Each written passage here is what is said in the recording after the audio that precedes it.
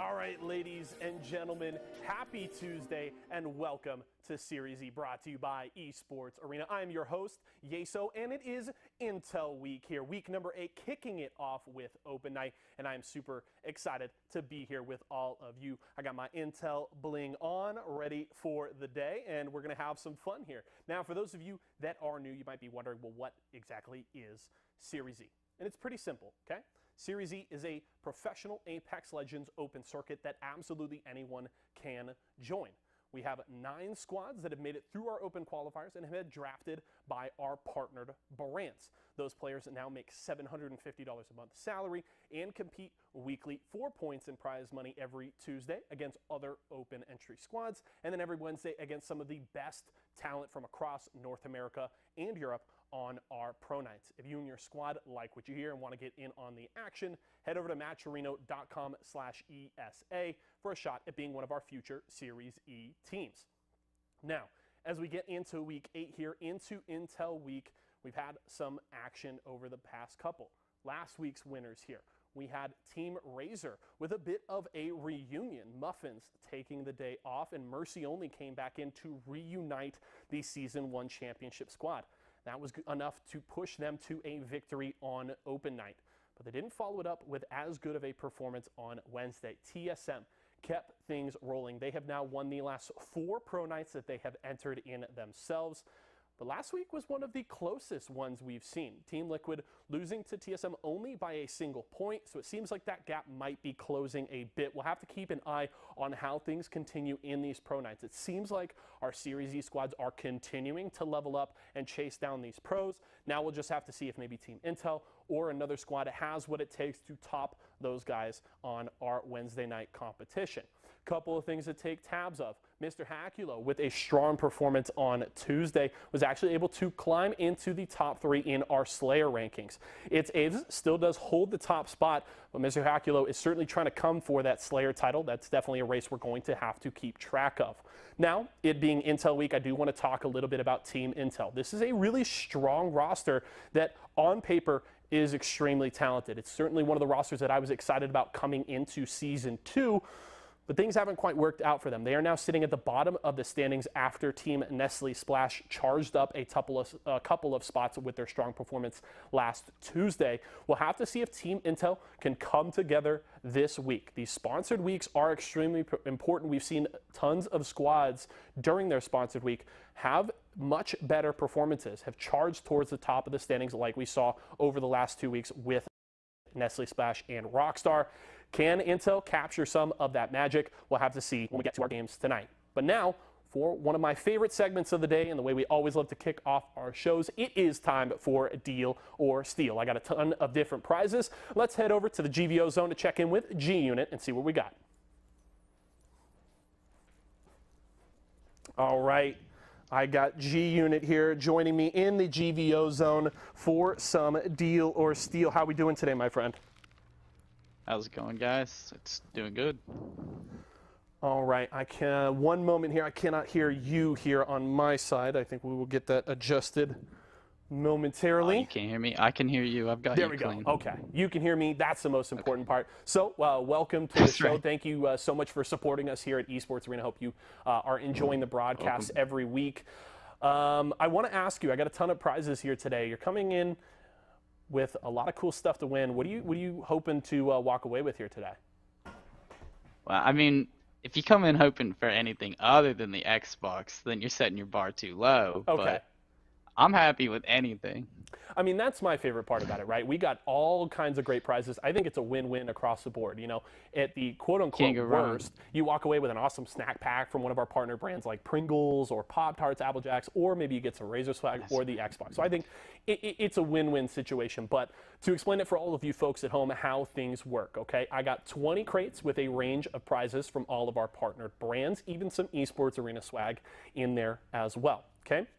We're going to start the game show. G-Unit is going to pick one of those crates to hold on to. We'll set that one to the side. Then we will go through multiple rounds of opening crates and eliminating prizes off the board. At the end of every round, I will then have a deal for G-Unit that either he can take and end the show and walk away with that prize, or he can elect to steal. We'll continue the show, continue eliminating crates until we get to the end. If he does not accept any of my deals, we will finally open up his chosen crate, and we'll see what's inside, and that will be the prize he walks away with. Everything sound good to you? Sounds great. All right, well, let's get into it. If you folks want a shot to come and play Deal or Steal with me, make sure to subscribe to us here on Twitch for a shot to get in on the fun. So let's get the game up on the board. I got 20 crates for you, G-Unit. What is that lucky number you're going to grab here at the start? All right. Let's go with, let's go with crate 11. Crate number 11, the double ones here. We'll set that one to the side.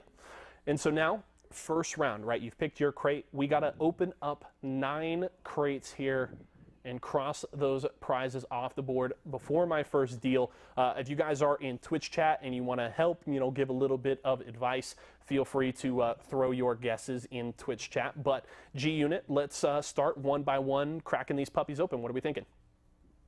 Let's do it.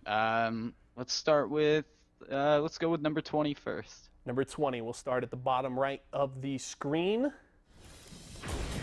T-Squared came on with me last week. He had a bit of a rough start, but it's a much better start for G-Unit here. The Cheez-It pack off the board to start things off in round 1. Okay, that's a great opening. That's perfect. I've got a bunch of Cheez-Its here already, so we're good. Okay, already well stocked up on the snacks. What's next? Let's go crate number 9. Crate number 9 into that third row. Open it up. It is 2,150 Apex coins, one of those blue tier prizes there. But still that 6,700 on the board, so still plenty of Apex coins to play for. What do we have next? Crate, let's go number 1. Crate number 1. Okay, up to that top left corner. What is inside crate number 1? It's the Razer Black Widow V3 wireless keyboard. That one's going to sting. One of those 3 purple tiers, all that awesome Razer gear. So that one's going to hurt a little bit, but 3 off the board, 6 more to go. Crate 17. Crate number 17, back down to that bottom row. And that's going to be the Apple Jacks Jumbo Snacks pack. All right, back into those white tier prizes. There we go. We're getting our feet back under us here, G-Unit. There we go. 5 more to go. It's interesting. I was talking to T-Squared last week, and he had, I don't know if you saw, he had a complete formula to how he was breaking it down. He chose one of the ones in the middle row, and he like bracketed it and worked his way to the middle. And he ended up walking away with a pretty good prize, but it was funny to see how most people come in with like the scattershot approach, and he was like, no, we gotta close it in and work our way to the middle. He had the shotgun blast. Exactly. I'm gonna go crate number 4 this time. Crate number 4. Okay, we kind of got a similar thing going here. We're not going top to bottom, but going to number 4, we're kind of closing in those edges. So let's see what's inside number 4. I'm gonna start creeping into the middle. The other 2150 Apex coins. Okay, that one's going to feel pretty good. That's 5 off the board here. We need to hit another 4 before my first deal. We'll do crate number 2. Crate number 2. Okay, we already opened up number 1. What's inside numero dos? It is a SeriesE jersey of your choice. Still got another one on the board, so that's okay. You can still get an awesome black Intel jersey like I'm rocking today. If you folks at home want to get one as well, shop.esportsarena.com. Intel 15 promo code this week. You can get 15% off your order. Why don't you think about it? We got 6 knocked off, 3 more to go, G-Unit. 19. Number 19. So keeping that kind of center conglomerate intact right now as we go to 19. It's an esports arena mystery box. Okay, that's what T-Squared walked away with last week. I believe he got some special prizes from Luke and Tyler in there that he was pretty excited about. 2 more to go, G-Unit. What are we thinking? Okay, this time crate 18. Number 18. Let's close out that bottom row. What is inside? It's the $50 Walmart gift card. That would be a lot more Cheez-Its. That one, There's a lot of Cheez-Its. that one kind of stings, but still some great blue tiers on the board. The Xbox is still alive. We got to knock off one final one for this round. Number 3. Number 3. Okay, I see a bit of a system developing here. We're knocking out these edge rows. Number 3 off the board here to close out the first round, and it is the Rockstar pack. There we go, another one of those white tiers. Okay. G-Unit, how you feeling right now? One round down. You've knocked 9 crates off the board. How are we feeling so far? I'm feeling pretty good, you know. I feel like we got purple here at least, so we're feeling good. I think you're certainly rolling. I think things have certainly gone your way so far. My first deal for you here, you did lose that keyboard, but you were able to knock off that entire second row of prizes. So I've got a solid deal for you here. My offer this time around is going to be 6,700 Apex coins. You've kept some of those high tier prizes on the board, so my offer is going to be a little higher this time around, so I think you did good here. Deal, and you walk away with 6,700 Apex coins. If not, we keep playing. We'll see if maybe my deal gets better or if you're just feeling really good about what's inside crate number 11. We gotta go with the steal for now. G-Unit feeling confident that he can keep things rolling. Says steal here. Says no to the Apex coins there. Okay. All right, so now this time around, 6 crates have got to go. You've eliminated that top and bottom row. What are we starting with? 12. Number 12, right to the right of that crate number 11. Let's see what is inside. Can you keep it rolling with the white tiers? Ooh, that is the deal that I just offered. 6,700 Apex coins off the board. That one's going to sting a bit to start it off, but it's still early in the second round. All right. Let's go crate 5 this time. Crate number 5. Let's see what's inside. Shout out to T Johnson 11, gift and subs to the community. We certainly appreciate you. The other SeriesE jersey of your choice. Okay. Another one of those gray blue tiers off of the table there. So that one's a bit rough. Okay, 2 there. What's next? I'm gonna let chat pick this one. First number I see in chat. Okay, chat. What are you thinking? G-Unit looking to phone a friend, looking for a little bit of assistance. Right, 8. Naughty Moroku says number Naughty. 8. Naughty has joined me on the show. 8. Had a pretty successful run on Deal or Steal, and so I think he knows what he's doing. I'll take the experience. Ooh, Moroku, you burned him. What are you doing to my man G-Unit here? You betrayed my guy. He's trying to walk home with some swag. You're just throwing him under the bus. That's the Razer backpack off the table. How am I going to carry on my swag without the backpack? Okay, that one's going to sting quite a bit. We got to knock off 3 more before my next deal. It's been a rough go for you here, my friend. That's all right. We'll go 13. Lucky number 13. It's been kind of a coin flip how 13 has worked out for folks on the show so far this season. Let's see how it pays off. It pays off really well. Number 13 is lucky for G-Unit here. It's the Pop-Tarts pack. Back in the white tiers. We're getting this back under control. 2 more before my next deal. 16. Number 16, closing out that entire fringe of the board. At the very least, Moroku was staying with the strategy Nestle Splash water pack there. Shout out to Nestle Splash. It was their week last week. They had a good performance, and big fan of that Nestle Splash water. So that one, you know, there's still one up there. You can still walk away with some hydration. Okay, last one this round. Okay, number 10 then. Number 10, Naughty Moroku says, don't shoot the messenger. Well, you shot my man G-Unit in the foot, Moroku. I don't know what you want me to tell you. Number 10, what's inside? It's the Xbox Series X. Oh, that one is not the way you wanted to close out round number 2. Absolutely unfortunate turn of events there. So you were able to knock off a couple of white tiers this round, but 6,700 Apex coins, a jersey, the backpack, the Xbox Series X off the board. Things certainly took a turn for the worse this time around.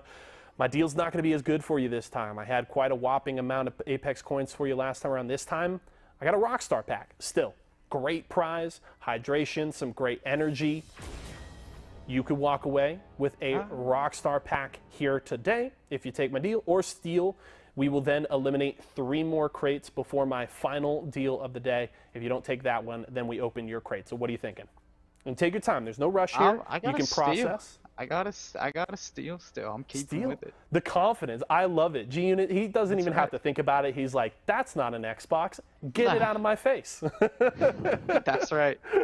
Okay, well, Xbox still off the board, but that Black Shark headset from Razer is still up there. That could theoretically be in number 11. We may find out here soon. So we got to knock off 3 more. 6, 7, 14, 15. 3 of those 4 have got to go. We'll take 6. Number 6 it is. Can G-Unit get back to form? Can we knock off some of those white tiers? Ooh, the other Esports Arena mystery box was inside number 6. So all that ESA swag off the board here. 2 more to go. 7, 14, 15. 15. Number 15. Duravna in chat is confident that 11 is the headset. I gotta believe you, Duravna. I'm trusting you. All right, let's see what's in number 15 here. G-Unit says, let's crack that puppy open.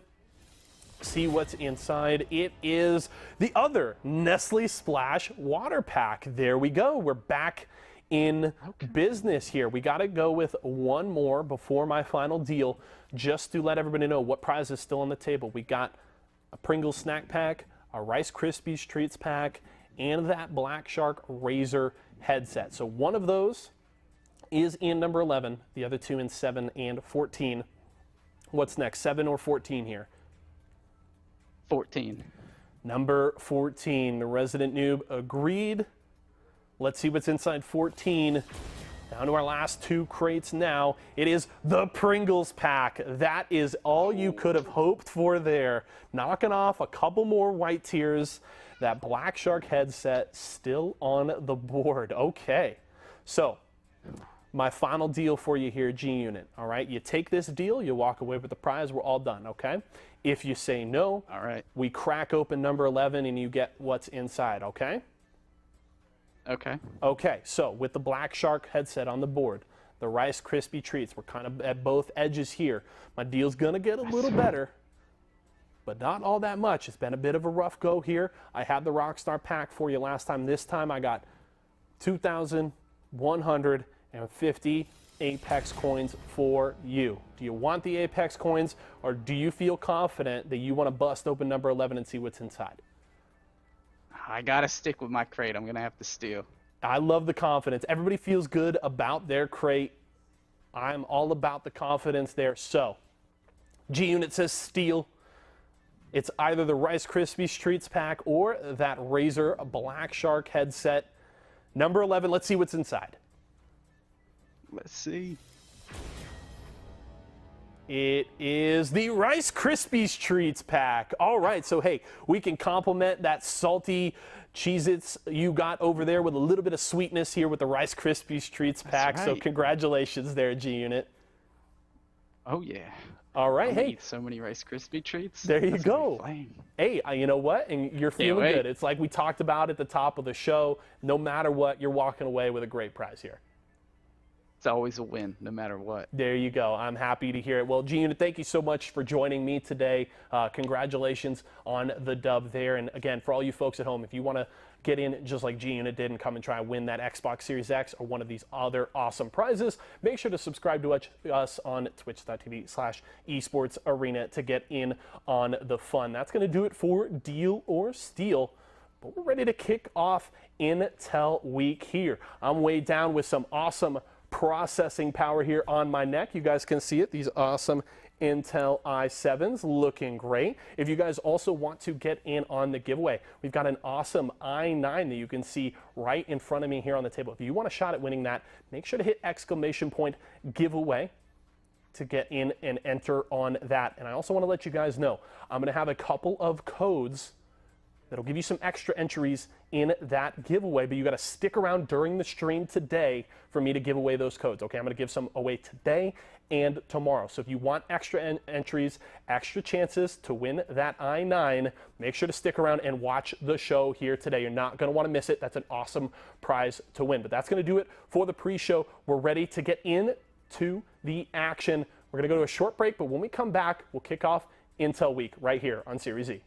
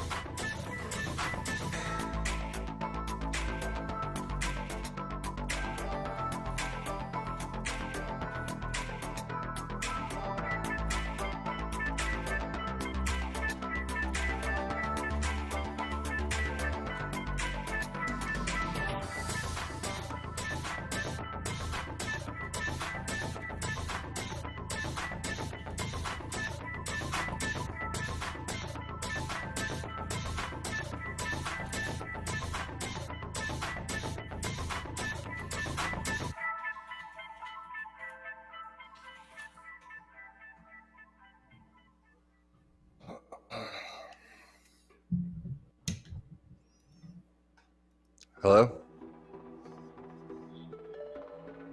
What's up?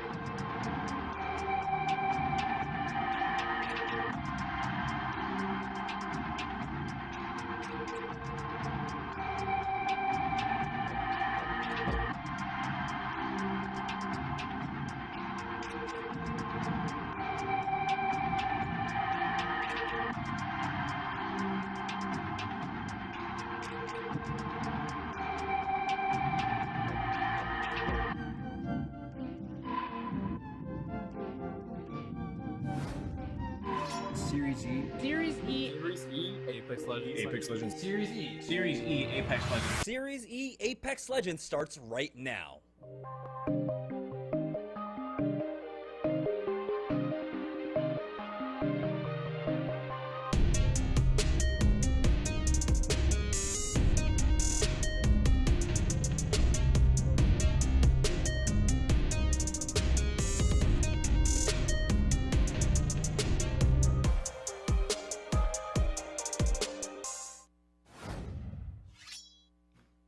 All right, welcome everybody to SeriesE. It is going to be Intel week, and so we've got a lot of great goodies in store for you. And if you want your chance at winning some cool stuff, make sure you're subbed to the channel as well. You can join our Deal or Steal pre-programming show, and you have to be subbed to be able to enter. So with that out of the way, let's go ahead and talk about this week. Like I said, it is Intel week. We have Tom back as well. Tom, how are you doing today? I'm doing good, man. How are you? Glad to be back. Yeah, I'm glad to have you back as we are setting up for Intel Week. And last week during the Splash Week, I mean, we saw Nestle Pure Life really popping off, but it's always a different story as it does come down to today. It is our open registration night, and so we have 11 hopefuls trying to test out basically their mettle against our 9 partnered squads today. And the format, nothing changes here. We've got 6 games that will be played throughout the evening. We have $500 on the line as well, with first place taking $350 and second place earning $150 for themselves as well. Scoring, nothing changes there, as well as placement points and eliminations will matter. First place getting you 12 points all the way down to 15th, which will earn you 1 point. And so we're seeing, of course, over the last 6, 7, 8 months of Apex Legends that really kill points matter a lot, and you need to be able to frag out, especially when it comes to these open registration nights, Tom.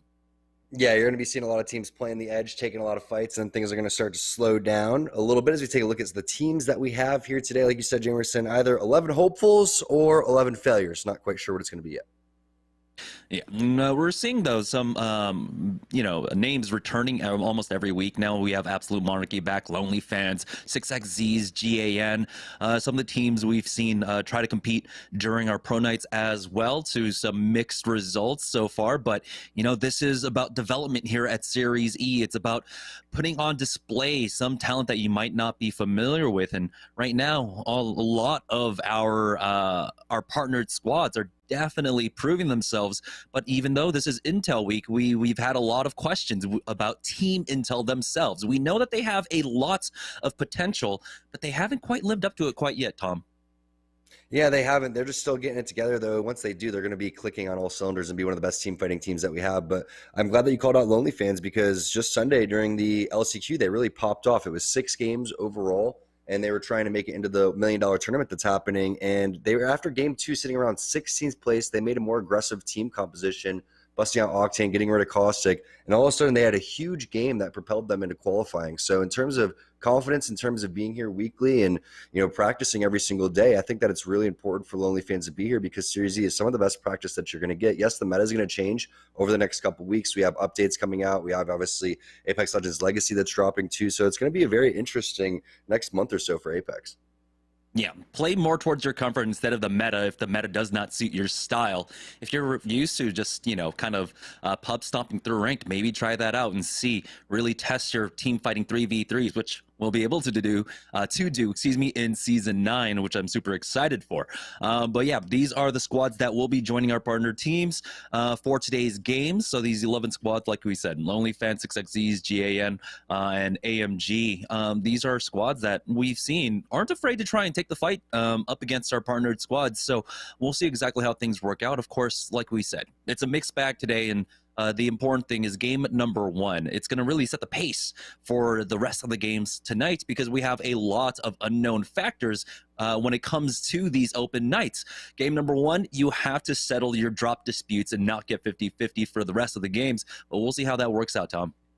Yeah, we'll see how it goes. And as we get started in game number 1, it's obviously Intel week, so we're going to take a look at where Team Intel is going to be going and what they're going to be doing. On board with Metro right now, but Panders is one of the most solid Bloodhounds that we have, and then 6 also one of the more solid Wraiths. So all these players individually amazing. It's just a matter of getting their teamwork together and getting their confidence together as they take team fights. It looks like as they're having a little flight path over towards the southwest side of the map, going over towards Thermal Station. It looks like they are going to be contested, so we'll have to stay on board with this. This team may try to dip over towards Harvester if they see no one else is contesting, or they may even go straight for this fight with Team Intel over towards the side. They might be going over towards Tree as their paths did intersect. So Team Intel currently so far looks like all skies clear for them to drop in to Thermal Station. We already have our first fight. It looks like Lonely Fans getting the first knock there. Oh wait, they might be challenged, and so Team Intel have to be a little bit conservative on this drop. But we're joining on board with Lonely Fans, who are over at Harvester. They should be in a 2v3 now. They're going to be able to secure that thirst at the very least. Rakinishu versus Crummy. So Rockstar is taking on a fight right now. As we can see, Lonely Fans are able to finish off their fight very shortly here. Nice flank from Double O Negative. They had that player pinched. It looks like Phony from Pringles, and this is what we're talking about. Game number 1 with all the unknown factors. We're going to have a lot of fighting on drop. We have about 6 or 7 squads currently fighting this one out. Team Pringles getting contested over here at Sorting Factory. Yeah, and Sorting Factory is one of the more fun places to fight, but right now, I'm going to have to find an armor for Fury. We'll see what's in the office. Typically, you're going to find something really nice in here. Devotion, 30-30, not really ideal. There's the Volt. That should be a little bit better throughout all of this. Wingman Volt is a solid combo. There's the Massive as well. So guns looking great, but nothing else looking too strong. Intel looking strong with the armors, though. They do have this team pinched out over towards the side. It looks like they own a lot of the real estate, too, so they're going to have better loot throughout all this. And that means Panders is going to send it. He's going to get aggressive scan. Comes up in a couple seconds, so he's going to wait for that one in the bubble before it comes back up. And there it is. 2 hostiles detected. Counter bubble coming down. They're going to know exactly where these players are going to go. Great flank, too, coming through. So he's just going to hold this angle and crack the shields as 6 gets aggressive. He does get taken down, though. That is a maze with the Spitfire. Nice job throughout all that. But it's going to be double knocks for Intel, and they should be able to find the last player up on towards the zip line, who sent it a little bit too late, though, as we were talking about. They are split, and Intel had a huge advantage in terms of already knowing where these players were going to land, plus the armors too. So you love to see that. I'm glad that 6 was the first player to push up throughout all of that. You want your Wraith going in, you want Metro coming through and getting the reses. Great job by Team Intel. Yeah, and they really pushed the limit there. They made sure, of course, with the bubbles being down from either side, that there was no defensive bubbles going down. They could get aggressive. They could set up the cross angles, and they did a great job of just cornering this squad. So Team Intel with 3 kill points on the board. We're now already down to 19 squads remaining. We do have some of the ring pulling down here to Thermal Station, but because of all the actions, I don't think Panders was able to bring up the ring himself. And yeah, the ring will hug hard over to Thermal side, and so it's all about positioning at this point for Team Intel. They can just let the kills come to them. They could try to control a choke point, or they could just go for center zone because they already have the early game kills. On board with Absolute Monarchy now, who are making their way through train station, coming down to the south over towards Harvester, and we already have our first rat cam of the day on the Tomcat rat cam from Phantom Legion. We have Carlon Fam, and I believe this was the squad that was contesting over by Harvester, and Carlon is now by himself.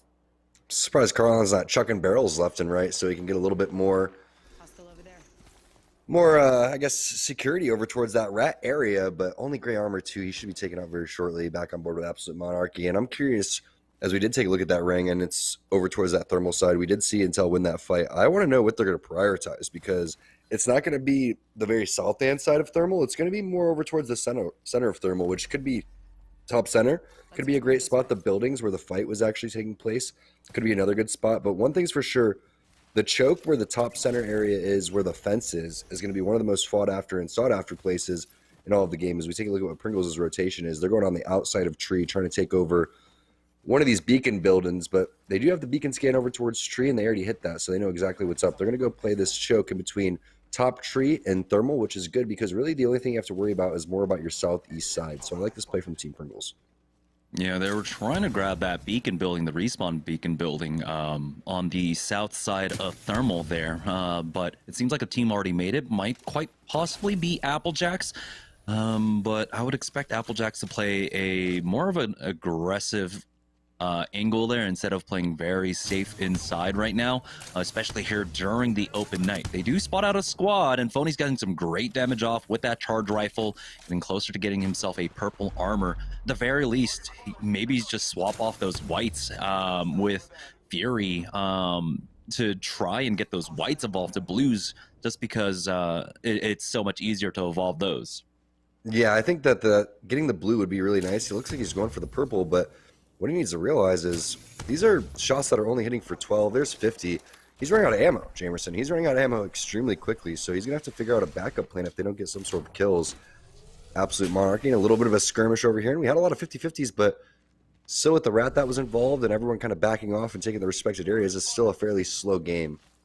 And I like this building overall. I think that when we're talking about the thermal endings, it's going to probably end over towards the middle over here, or the platform across is a very, very popular spot, so I do like that positioning. Yeah, so Applejacks did take a more aggressive angle here. They will be playing center zone, but this is one of those spots where you should be able to pick up kill points along the way. He does have the G7 Scout with the 2-4X on it, so he'll have great line of sight. Team Intel hold up inside that circle building to their northwest as well. We're on board with Rice Krispie Treats, who are getting engaged upon right now. The EMP does drop down, only hits onto Bird. That might have been Absolute Monarchy, one of the few teams that are running the crypto, I believe. But it looks like Ack is in a fight himself, as Goofy Gamer has gone down as well. And so, big fight taking place. We're down to 17 squads now as teams are still rotating for this. Rice Krispie Treats in an area where they can try and gatekeep a lot of the teams coming in from the north and the eastern sides of the map. Yeah, this is a popular ending, but it doesn't look like it's going to be hard pulling this way anytime soon, as Rice Krispie Treats is just trying to play an area where they're going to be getting some kills throughout all of this, and it's a very active spot. You're going to have teams taking the high ground over towards the side. There's going to be teams that go over towards the train track as well. So that's why you have to make sure that you're holding inside that building and not getting too overzealous and over aggressive. As Team Razor, most likely coming out of the trials area, coming out with that gold armor, most likely has a gold bag as well, as we see what Zeratricky has the gold helmet. So it doesn't look like they've found themselves any type of damage quite yet, but R301, massive purple bolt, they're going to be feeling that. And like we're talking about, playing the edge is always really key. Some of the notes, Serial coming in on the Octane. Oh, they've got a squad, an entire squad ahead of them as well. They've got the sniper posts to be able to utilize this position from the high ground. The scan goes down, and it looks like another squad from Train is getting involved in this. All the kills going over to Team Razor, though, and Team Razor will easily clean up this team just rotating through the middle of nowhere. Zeratricky now on that purple armor for himself. Team Cheez-It, though, in a fight, and we were talking about a lot of fighting is going to take place here. It's Rice Krispie Treats trying to hold down this building, forcing back Team Cheez-It already. But with that defensive bombardment being used, Rakanishu has the scan coming up, or has the scan at least, to try and get in. But it looks like too many people are involved in this fight. Too many teams are in the area. So Cheez-It are going to try and slow things down. Rice Krispie Treats, the first knock comes in, and it's going to be one of them going down. Bubble Res has been used. Team Cheez-It want to get involved in this. They want to try and push this, but they have to understand that so many teams are in the area. They have to finish this fight off quick. We have Bird dropping down low, but we do have one of them falling back, and just like that, Team Cheez-It push out Rice Krispie Treats. Really nicely done. We were talking about Rice Krispie Treats is going to see a lot of action over towards this building, and if so, they need to fall back towards it, but they can't afford to get knocked throughout all that, especially against an experienced partner team like Team Cheez-It. And Rakanishu's spray was just phenomenal. Yes, he does have the purple mag on that R99, but he's doing 100 damage, only taking about 25 to boot, as we see another fight happening over towards the side. It looks like one of our open teams taking down another open team. Team Outcasts going to take that one. We're calling the drone as well, hitting the res onto the Gibraltar. Armor swap's going to be coming in as well. They should be fine. It's one of those buildings that we're talking about, Jamerson. This is a very big building to hold. Nice job by Team Outcasts. Yeah, getting the first 3 kill points there, holding a power position for the mid game. As NPL now, they've got a team in their sights. They're going forward with that jump pad. Defensive bombardment was used as well. Ronnie will have his Beast of the Hunt to pop, but here's Team Intel trying to get aggressive on the squad that we saw just beforehand. They're getting peppered away from Applejacks, I believe, over at Sniper Tower. You saw 6 taking a look on over there. And as much as they want these kill points, it's going to be very difficult now. But here's 6 to try and set up the port at the very least as they infiltrate this building. NPL in a fight up against Rakanishu and Team Rockstar. They've already gotten the first knock here as defensive bombardment will finish off Rakanishu. You can see Blight is still getting involved in this. I don't know where Blight is, but this is 2 knocks, 2 kills that he might just come up for his squad. Murdog does go down throughout all of this, and Blueberry Smalls is the one that picked up the kill. NPL wants to finish off the rest of the squad, though. They're not going to overextend at this point and fall back. Back on board with Team Intel, who are still trying to infiltrate this building. Have not been able to find a knock quite yet, and the defensive bombardment will force them back into their own. It's also going to connect just a little bit. 100 damage done on the Panders, and then Metro going to have to hit a battery as well. Now that the utility has been used, I guarantee Intel is going to go back through, but they have to be careful of third parties throughout all of this. And you can see the port was put in the air throughout all that because the kidnap attempt is exactly what Six was going for. Unfortunately, wasn't able to connect on that as we switched on over to the massive fight that was happening over towards that respawn building. Now Metro, he's getting over towards this box, so not only can check for third parties, he wants to check out over towards this window as well, but no nades connecting quite yet, and now not quite sure what Team Intel is going to be able to do because this zone is not pulling hard thermal like we were expecting. If we can take a look at the map, it's going to give us a little bit more idea on why these teams are making the plays that they are, because this is going to go more over towards that fence area, over towards thermal like we were talking about. The choke is also another spot that's going to be inside the next zone too. I don't think it's going to continue to pull that way, but this is a very interesting zone. So I wonder who picked this spot and who got it correct. Yeah, Team Intel expecting an EMP drone to come on in, but doesn't seem like that's the case quite yet. But this is pulling towards the northeast side. We were talking about the respawn building location before and how it could be a very popular spot to play, but the choke points of thermal will also prove very fruitful here as the ring does pull away now. But we're already down to 13 squad, 35 players remaining throughout all of this, and I believe our lone ret is still alive. One squad should be down to a duo, I believe, at this phase of the game. But this is a very fast pace, especially for game number one, basically having half the lobby already gone as round two will finish closing. And now everyone is going to know it's time to move, which means that Intel feels like they want to go and take this fight. I like this position coming in for Panders. He does not connect with those massive shots. Hits for 24 there. Is going to heal. About took as much damage as he gave. Now going to try to do some nice clambering up over towards the side, but there's a third party coming in from the choke like we were talking about there, waiting to pounce on that opportunity. The problem here for Intel is now that they've used their portal and now that teams realize where this zone is pulling, they're going to have a hard time rotating because look at Razor. They're just waiting on the wings to attack. Yeah, Team Razor know that there are two teams in the area. The scans have gone down as well. Zero Tricky just trying to find an opening here as he'll be able to just bubble himself if he does get into any danger. So that's why he's the first one up. But Team Intel, they lost out on their opportunity. They had about 2 minutes to try to get something going here. Missed out on 3 kill points so far.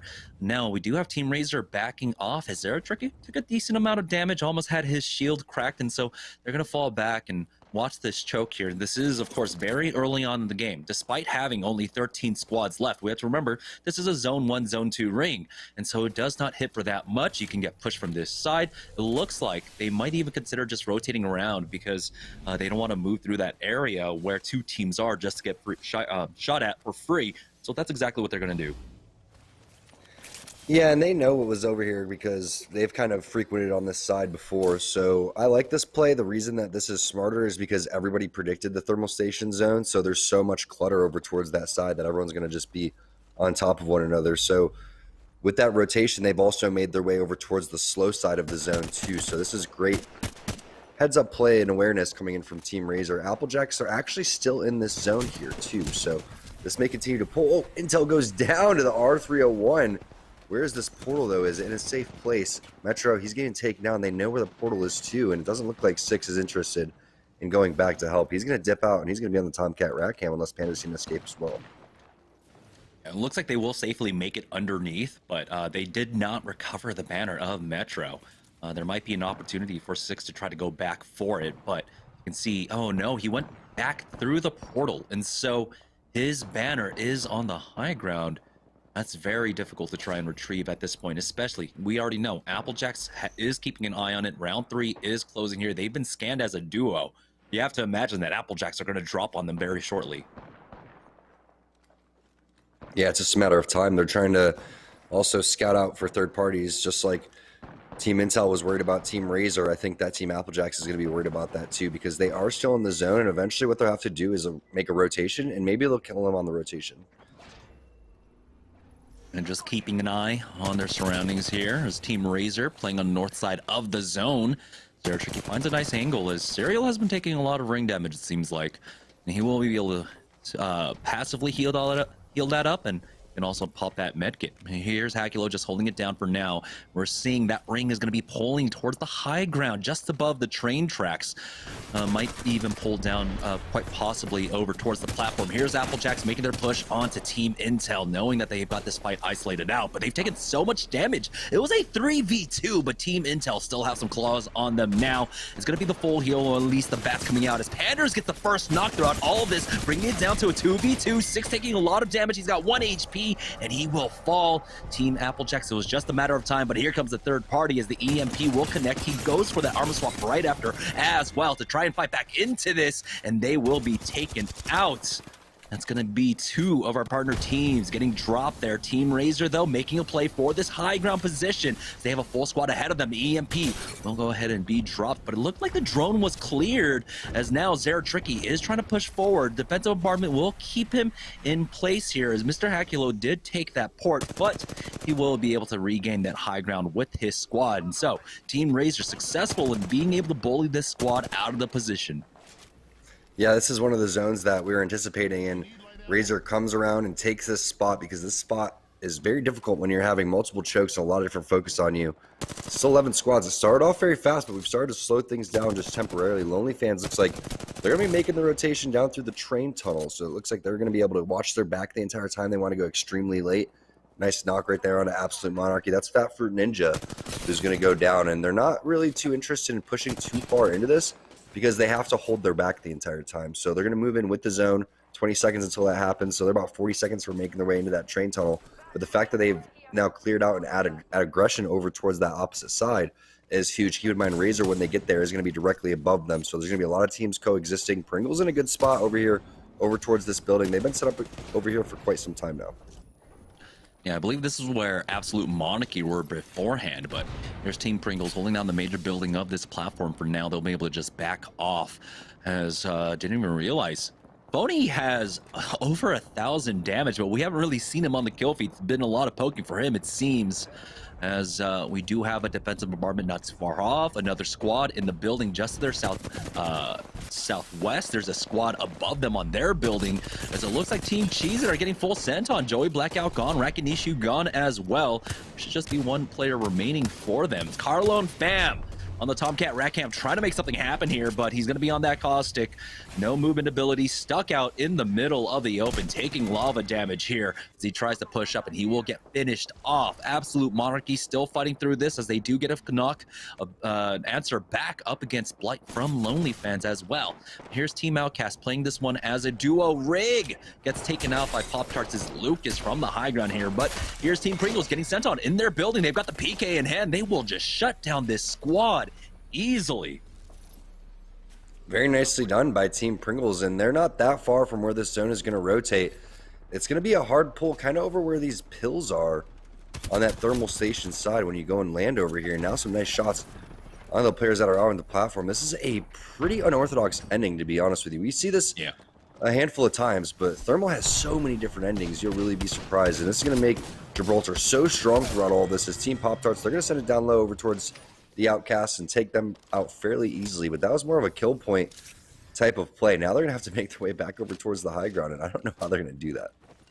Yeah, they don't have the horizontal movement, right? They can climb up, but it's going to be very difficult on the rocks just to their north right there. But they have 20 seconds to do it. The zone's going to move very quickly, and they have to do an almost blind rotation. They'll have the scan to work off of. But now Team SeriesE are stuck in this spot. The ring pulling away from them. They've got a squad that's playing over at the choke on the northeast side of this spot. It looks like it was NPL that took this. Now, with this fight taking place here on the northeast, though, Nestle trading away. It's going to be Lonely Fans coming in for a double kill, full wipe out of them. Team SeriesE, this is their opportunity to try to get in, and they will be able to take that. Serial gets that knock, and here they go, pushing forward. Team SeriesE in the 3v2 now, gaining the power position, thankfully, because Lonely Fans pushed NPL. Very nicely done. Team SeriesE has been playing this phenomenally ever since the rotation over towards the side. Now they take the priority position over here, and speaking of that 3 pills, that's exactly where Team Pringles is going to set up. So this is going to make things extremely interesting. You have 2 of our partner teams set up, another team over down towards that low ground, which I believe is going to be Lonely Fans sitting inside that train tunnel. And it's going to continue to pull over towards where SeriesE is. So Pringles with the furthest rotation to make, but right now they do have focus on them. They're both teams chucking a couple grenades. Again, that team over down towards the low ground is going to be a nuisance too. So all eyes really on Team SeriesE as they have to force both of these teams into one another. Yeah, it is about securing this last kill point from the one lone player that is stuck underneath the train tunnel right now. And we'll see if Team Pringles try to prioritize that or try to prioritize just, of course, playing for that center right now. As you can see, Team SeriesE from the high ground angle, have Team Pringles absolutely pinned down. They will have the jump pad. They will have the bubble to work with as well. So you can see Serial is trying to get a little bit aggressive. EMP has been used. It looks like it just goes down. But now, with that bubble now, that's pretty important here. They'll have the bubble back up by the time the zone starts closing. It is the slow circle. And so you can see Razor trying their best to use their utility, try to get the knock, and Serial is doing some decent damage so far. And really trying to turn the screws on them, but still playing this one passively here, still playing this one very conservatively because it is not over quite yet. Yeah, he's backing off to get some more ammo and a different gun here. It looks like he's going to switch on over the flatline. A little bit more ammo for him and a little bit bigger of a clip too, but I do like the pressure that he's adding throughout all of this. You have to continue to force the enemy team to get resources, but also try to throw them off so they can formulate a plan a little bit later than they would like to. And I love the different plays that we've seen throughout. Serial again making an appearance into SeriesE, I think for the second time here. And there's the, it is absolute Monarchy actually. I thought that was one player from Lonely Fans. That's Fat Fruit Ninja. Got knocked originally, survives throughout all of this. We'll see if he can wrap this out to a top 2. And if he could pick up any kill points here, but it looks like Team Razor are just picking apart Team Pringles, and now they drop down. Fat Fruit Ninja did get finished off, but that means Team Razor will be able to take the win here in game number 1. Really nice job there by Team Razor. Ever since the rotation throughout all of that, we saw a lot of different styles of their gameplay, but also Serial with the aggression. That's the type of stuff you love to see. And they had the original play over towards the sniper post where you saw Zeratricky's tracking is on point right now. So if he continues to shoot like that, if Razor continues to make smart rotations, they're going to be one of our, teams that are sitting up over towards the top, just like they were in season 1. So it's nice to see Razor pick it up over the last couple weeks. And they picked up a good number of kill points in this game as well. I want to say maybe around 10. So this could be a 22-point game for them, but we'll find out. So we're going to take a short break. When we get back, we'll have the leaderboard along with game number 2 after this. So I primarily play Wraith for Intel on the IGL for the team. So typically I'm trying to look to get people in the right position. Obviously portaling and whatnot is very important. Being able to play kind of like a lurker, being able to look for the openings for team fights. Alliance, who are in the 3rd place position, who need to pick up a lot of kills. Team Intel here on the south side of Sorting Factory. They got the first knock onto Xenox. So now Sentinels, again, playing with another man down. They've been bleeding out. I wouldn't be surprised if damage on the players running away, but great job. Really nice teamwork coming in from Team Intel right now. Again, just no fear pushing forward on the rest of these players because they know they're weak. And to do so, like, honestly, I just always prefer either like a wingman or a 301 for my primary to try to look for those big trades, try to catch people on bad angles or just trying to catch somebody on like a peak. Those weapons are excellent at doing that while being on the front line. And then a secondary, just having a shotgun, so when we bub up on somebody, we can just like instantly knock somebody and use that momentum off the crack to move forward. Find the Intel products you need at walmart.com/esportsarena. This is Six. I play Apex Legends for Team Intel, and you're watching Intel Week.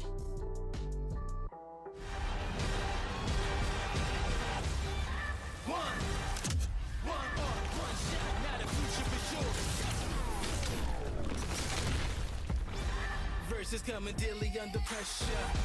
Working on the plot and the scheme. The true side trademark is at the edge of your dreams. Yeah.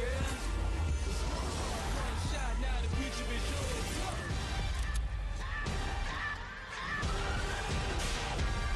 I'm turning dreams into reality. In the lab with the formula and chemistry.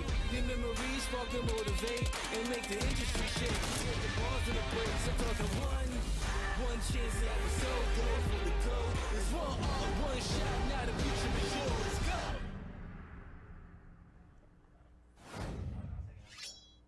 What's going on, ladies and gentlemen? Yeso back here after our first game of the day, and what a way to kick off Intel Week here. Team Razor coming out with the victory, and I want to talk about them a little bit. I didn't touch on them in our intro, but I want to break a little something down. We saw last week on Open Night they did take the victory with the reunion of their old squad. Mercy only subbing in. I do want to update you guys. You may be curious why we didn't see Muffins today. Muffins and Team Razor have mutually agreed to part ways. So as of right now, Serial is debuting with the squad. This is kind of his audition, and it's certainly quite a way to audition to get a win in your first official competitive game with the squad. So Team Razor, definitely a squad to keep an eye on. Let's check out our post-game stats here for game number 1. And no surprise, obviously, Zera Tricky leading the way for them, but interesting, couple of open squads taking up the other statistical categories. You saw Team Outcast throughout that game pushing on a lot of squads. Defeated does take the kill leader for that first game, so that's certainly an open team to keep our eyes on. And then Lonely Fans coming off of, as Tom mentioned in their intro, an impressive performance at their LCQ for a LGS. They're looking really strong. Over 1,600 damage for Blueberry on Lonely Fans. That's another squad to keep tabs on. But can they chase down Team Razor? We'll have to find out. Also, hope you guys are enjoying the drip here. Check out the drip cam. There we go. Intel. Shout out to Intel. Looking really sweet here. Also, the jersey. Again, if you guys like the jersey, you like the drip, you want to get some joggers, shop.esportsarena.com. Make sure to use code INTEL15 to get 15% off your order. But I got a guest who wanted to join me, had a little bit something to say, so let's head over to the GVO zone and see what's going on. Okay, I got Luke Shimonahi Brew, fresh off a fantastic hosting performance on Sunday, and he wanted to get back on camera. He just, he missed hanging out with me and wanted to get back in on the action. And Luke, you had something to tell the folks at home, I believe? Yeah, I just want to preference this with, it's Intel Week. Yes. It's a great Intel Week. 15% off on our shop website. That's actually pretty crazy. Yes. So it's all champion gear, guys. I don't know if you noticed, but you might have heard of them before. 15% off, pretty cool. Check that out. My Intel boys, I don't know if you guys saw draft day, but I did actually choose Intel as my team for the season after previously being Team Razor for all of season 1. And I was such a, I'm a big Razor fanboy. I love the boys over at Razor. And I just made the conscious decision. I didn't want to stick with Razor the whole time. I was like, oh man, maybe I need to switch. And then when Muffins joined Team Razor, I was like, well, that's obviously a sign. Let me get out of here. Boom. Slid right over to Intel. My boys at Intel, they've been, pretty decent season, in and out. They've had their ups, they've had their downs. But obviously with this new just incredible roster coming out from Razor and my affinity for Razor, I feel like I have no choice but to switch back to Team Razor. I don't know. Like, they're just the boys. I mean, it's Serial coming on. Like, he's a fragger. I mean, and they're looking really strong, right? Razor picked up a ton of points last Tuesday with that first place placing. The boys are certainly happy to hear it, right? The Shimonahi endorsement is very powerful in Series E. Oh, absolutely. I mean, look what happened season 1. Yeah. Season 1 champions. You ever heard of them? I'm Team Razor all the way. But you know what it is? It's just... My boys at Intel, you guys keep it up, do great, 15% off on !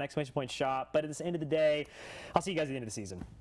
Yeah, definitely. Luke will be back. Also, make sure to head over to walmart.com/esportsarena. There's a ton of awesome products from all of our partners over there. That's going to do it for our in-between game segment here. But we got game 2 coming to you on the other side of this break. I play Bloodhound, and I usually look for like a shotgun because we're usually playing Gibby as well, so we like bubble fighting. So a shotgun and R9 or a 301 is usually one of my go-to weapons. Maybe you find the replicator to try and get a mobile respawn beacon, but here's Team Intel pushing up, getting the re-knock as well. We like to play for the center circle, but if that's not an option, we can play the edge, and we're really good at working our way in on the edge. Find your favorite Intel products on walmart.com/esportsarena. I'm Panders, and I play Apex Legends for Team Intel, and you're watching Intel Week.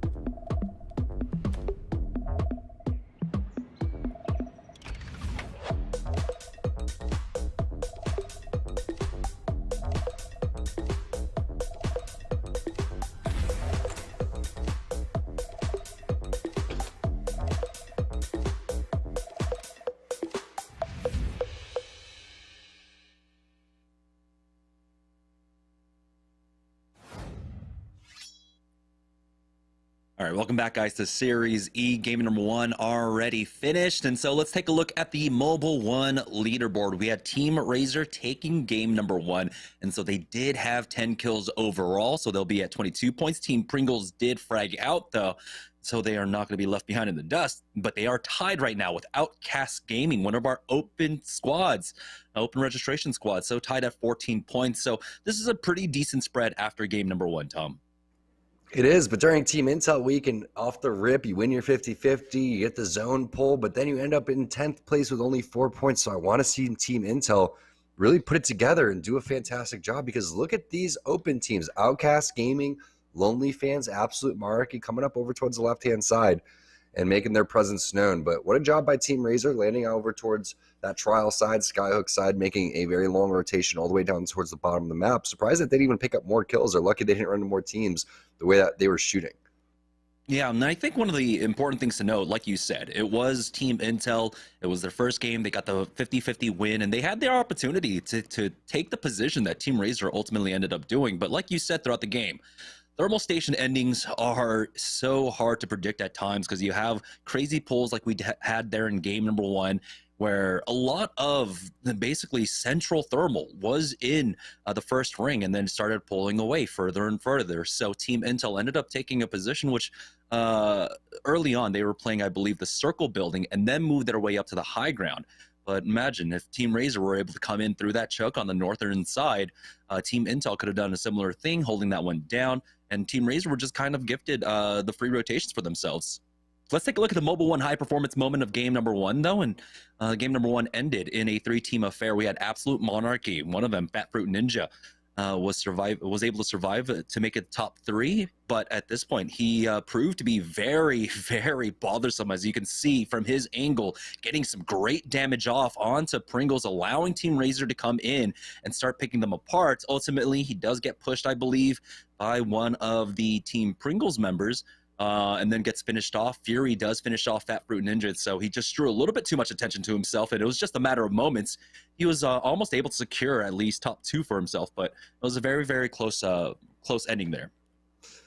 Nothing more frustrating than a rat with an EMP, and that's exactly what Fat Fruit Ninja was right there throughout all of that. He decides that he's going to go and kind of grief Team Pringles basically with his positioning, and he does a great job hitting this head glitch, just laying down so much damage throughout all that. Meanwhile, you had Serial, who was taking this head glitch over towards the high ground the entire time. He was so comfortable because he realized nades weren't landing, nothing was going to stop him from going and just adding that type of pressure. So just a great job by Team Razor. Everybody's spread out, everybody's still within distance of helping each other throughout all of that too. But still, game number 1, plenty of games to be played over here, but you got to be impressed by Razor making a very long rotation. Again, Intel, the reason that they basically shot themselves in the foot was they thought that this was going to rotate over towards the buildings. This was a hard zone to pick, but in certain instances, when you land over towards thermal, you have to be able to know this is fairly far from where they were predicting. So getting over towards that high ground area would have been a great priority spot. One of the things that was also pretty surprising during game number 1, we don't have the highlight of this, but it was Team Applejacks dropping down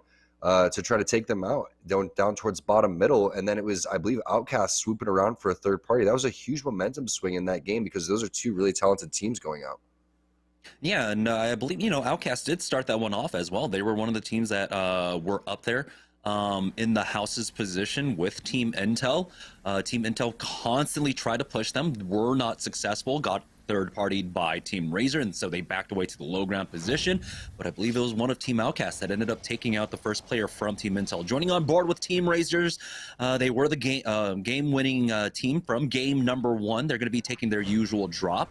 It's going to be Serial to start up trials for himself, and this is how Team Razor consistently has amazing loot off the rip. They take their time here. They've been committing to the edge, and they'll be able to pick up gold armors, gold backpacks again. So now we do have the ring pulling all the way down.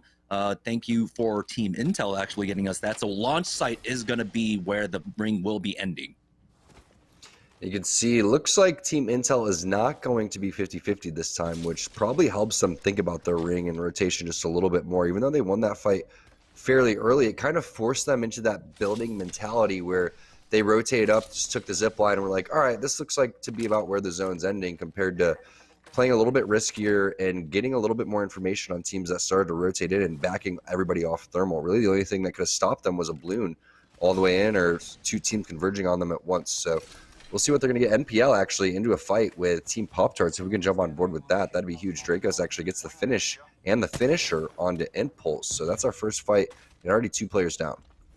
Yeah, and how separated were Pop-Tarts during that fight for him to be able to get the full finisher off?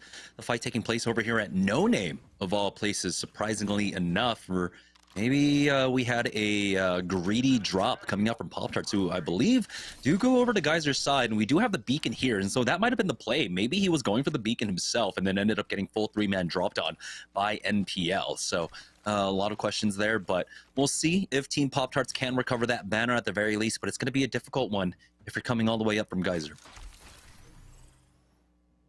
Yeah, and now the armor upgrades are going to be crucial throughout all of this for Team Nestle. Splash actually is no longer Nestle Pure Life, so make sure everybody goes and grabs their Splash and hydrates throughout all of this. And I'm glad to see Dracos is playing an aggressive character, and I like to see him on this Octane. He gets in each other's face, he gets into enemy faces very well. Ronnie's a great aggressive player too, and so is Bambino. So Nestle Splash, I'm glad they had a great performance last week, because they were one of the teams in Season 1 who really started to advance on a week-by-week basis. Then the start of Season 2 seems like something had happened where they were slowing down just a little bit, but now they started to find their footing. They're playing a little bit better. Obviously going to be playing the edge here as they ran all the way back to Overlook to get better armor. Yeah, and surprised that no one dropped here at Overlook at all whatsoever.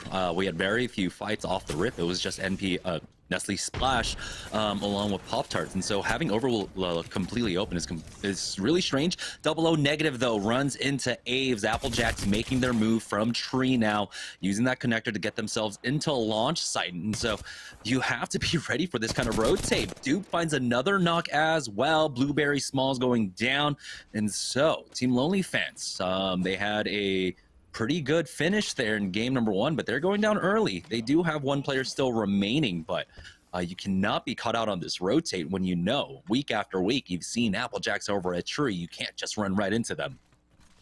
Yeah, no doubt about it. One of our stronger teams when it comes to team fighting. Surprised that we weren't able to clean things up a little bit faster in the previous game. But this is going to be a very interesting zone. Sorting Factory Choke is going to be really, really big, and I think that Team Pringles, if I'm not mistaken, is one of the teams that lands over there. So they're going to have a huge priority in terms of where they're going to pick on how they want to set up. Now, Applejack's still looking for more blood over here towards the side. Looks like Aves is going to take a nice little flank. Arcstar does go down over towards the door, but the aggressive play is the right play here coming in for Dupe, and he's going to continue to try to hunt these players down. That Arcstar was just to buy some time so they could skedaddle, and that's exactly what they did. Probably made their way up over there towards that rope in the high ground. They even left a little bounce pad to try to make it there faster. So nice movement there coming in. Nestle Pure Life, they're going to be able to finish Dice over towards the side. And this is what we were talking about, Jamerson. Going on over towards the edge. If you play edge, you really should do it. And you should take fights on these teams that land over towards Refinery, Survey. They don't have a lot of loot for the most part. And technically, they should be fairly weaker than you, as Hooligans now finds themselves in a little bit of a scuffle. And also, Ronnie gets a nice little snipe onto Carlon, who was our Tomcat Rat Cam Caustic from the previous game. Here's Team Rockstar in an engagement as the nade goes down onto Crummy. They were trying to rotate through. They're on the north side of Sorting Factory right now. They've got a squad ahead of them. As you can see, the scans going down. Difficult to try and push this one up. Crummy's still sitting on that white armor as the Octane. Typically, he's the one that's going to try and get up in their faces. Team Cheesa getting involved in this fight down low as Team Pringles getting involved. They're able to get a long-range snipe. Fury finding a second one. It looked like Team Cheesa were trying to come in for the third party up against Team Hooligans, who were getting pushed, I believe, by Applejacks as well. The south side of launch site, very, very heavily contested right now. And it looks like Team Pringles, we were talking about them before, coming from Sorting Factory. Where are they going to be playing? And they've got the northern buildings on launch site. Oh, Rakanishu tried to go in for a risky res, gets tagged himself and has to back off. Yeah, he may hit that Phoenix and then elect to hit his teammate with an uppercut and try to put him behind the wall where he healed. Is Rockstar, they're going to get aggressive over towards the side. That's going to be Crummy coming around with the flank. He's going to get into the window like we've seen numerous times. Nice little spray there. It actually hits him with the one clip onto Moni. There goes the bubble as well. Counter bubble comes through. They should have a huge advantage throughout all of this already, though. Nice Arcstar. That's not going to land. Nice strafes coming in from the Octane, but it's not enough. That's going to be Act going down last to the melee. Rockstar, Crummy with the initial burst. Huge plays. And this is just game number 1. There's a res going off as well, it looks like. And so they might be able to pick up more. Here's Absolute Monarchy, though, as they were in the area, and they got the knock onto Papa Milk Dud. So this might be a third-party attempt now coming in from the other squads, but it's Absolute Monarchy able to secure that one. Pop-Tarts now, they have been able to get Impulse back into this, and it looks like that's exactly what happened earlier on. Coming up from MPL, they just three-man dropped onto Impulse, who got a little bit greedy for the beacon, got punished, but they're now back on their feet. They're hunting down this squad. This is just Zone 1 closing, so the damage they take is going to be minimal. That's going to be 3 kill points going over to Team Pop-Tarts on an excellent recovery. I'm surprised that Nestle Splash isn't in the area to try and punish this.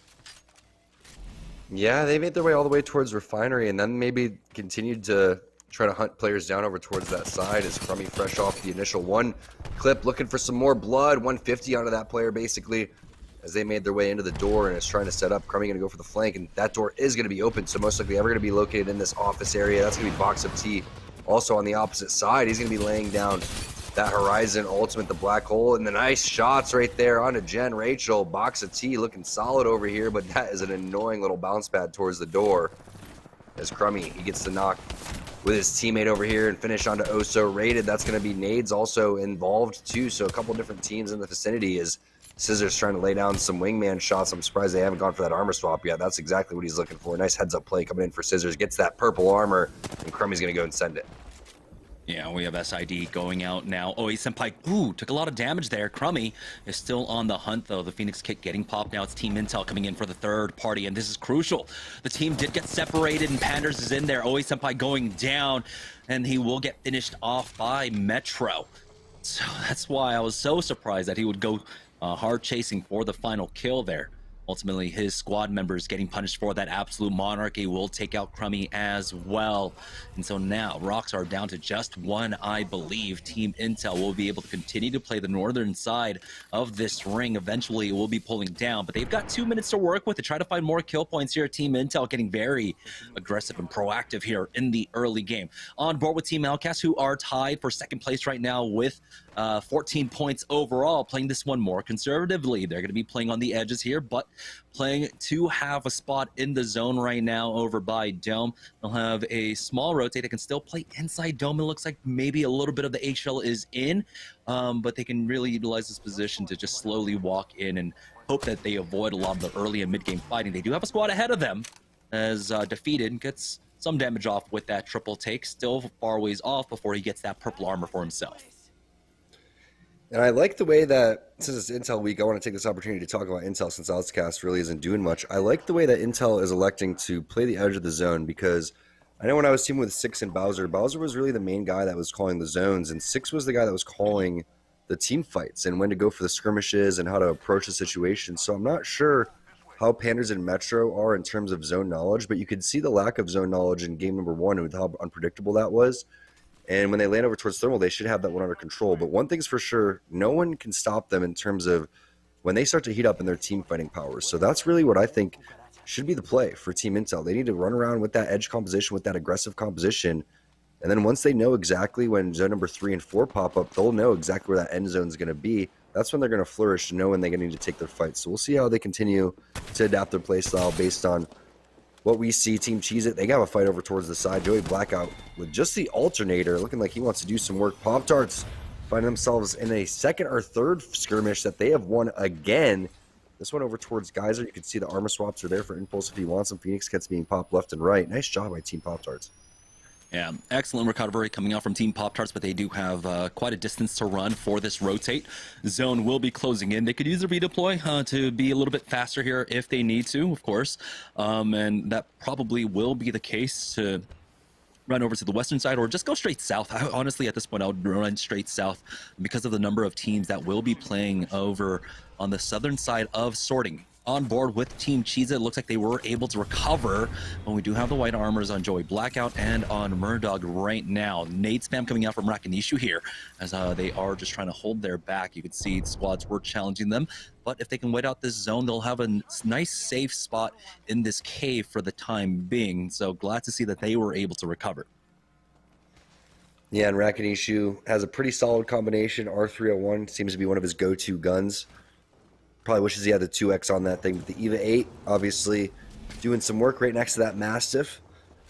Pop-Tarts, though, again, looking like the kill leaders in this game so far. See if they can continue to lay down some more damage. Speaking of damage, the R301 3X Purple Mag, Zeratricky looking extremely strong. There's some more kills being fed on over to Team Intel. The Devotion Turbocharger 2X just so strong in Gibraltar's hands.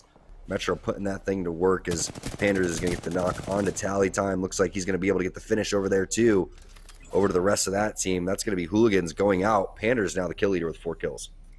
Yeah, so Team Intel have at least 4 kills right now on board for them, playing the edge a lot more. I think one of the issues that really did kind of plague Team Intel, it's not that they're not good at team fighting, right? It's just the timing on the team fights. A lot of times they would just end up getting third party. Here's Team Pop-Tarts though, making the flank. Team Cheez It in front of them. They trade 1 for 1. No, it's actually just going to be a clean knock, and now it's brought down to a 1v3 as it looks like Team Pop-Tarts were able to just really just get the drop onto Team Cheez It. You can see they're backing off. Team Outcast coming in for the third party though will be able to finish off Team Cheez It as Team Pop-Tarts survive again somehow throughout all of this. And Team Outcasts now, with a couple of kills to their name, they're securing top 10 as well.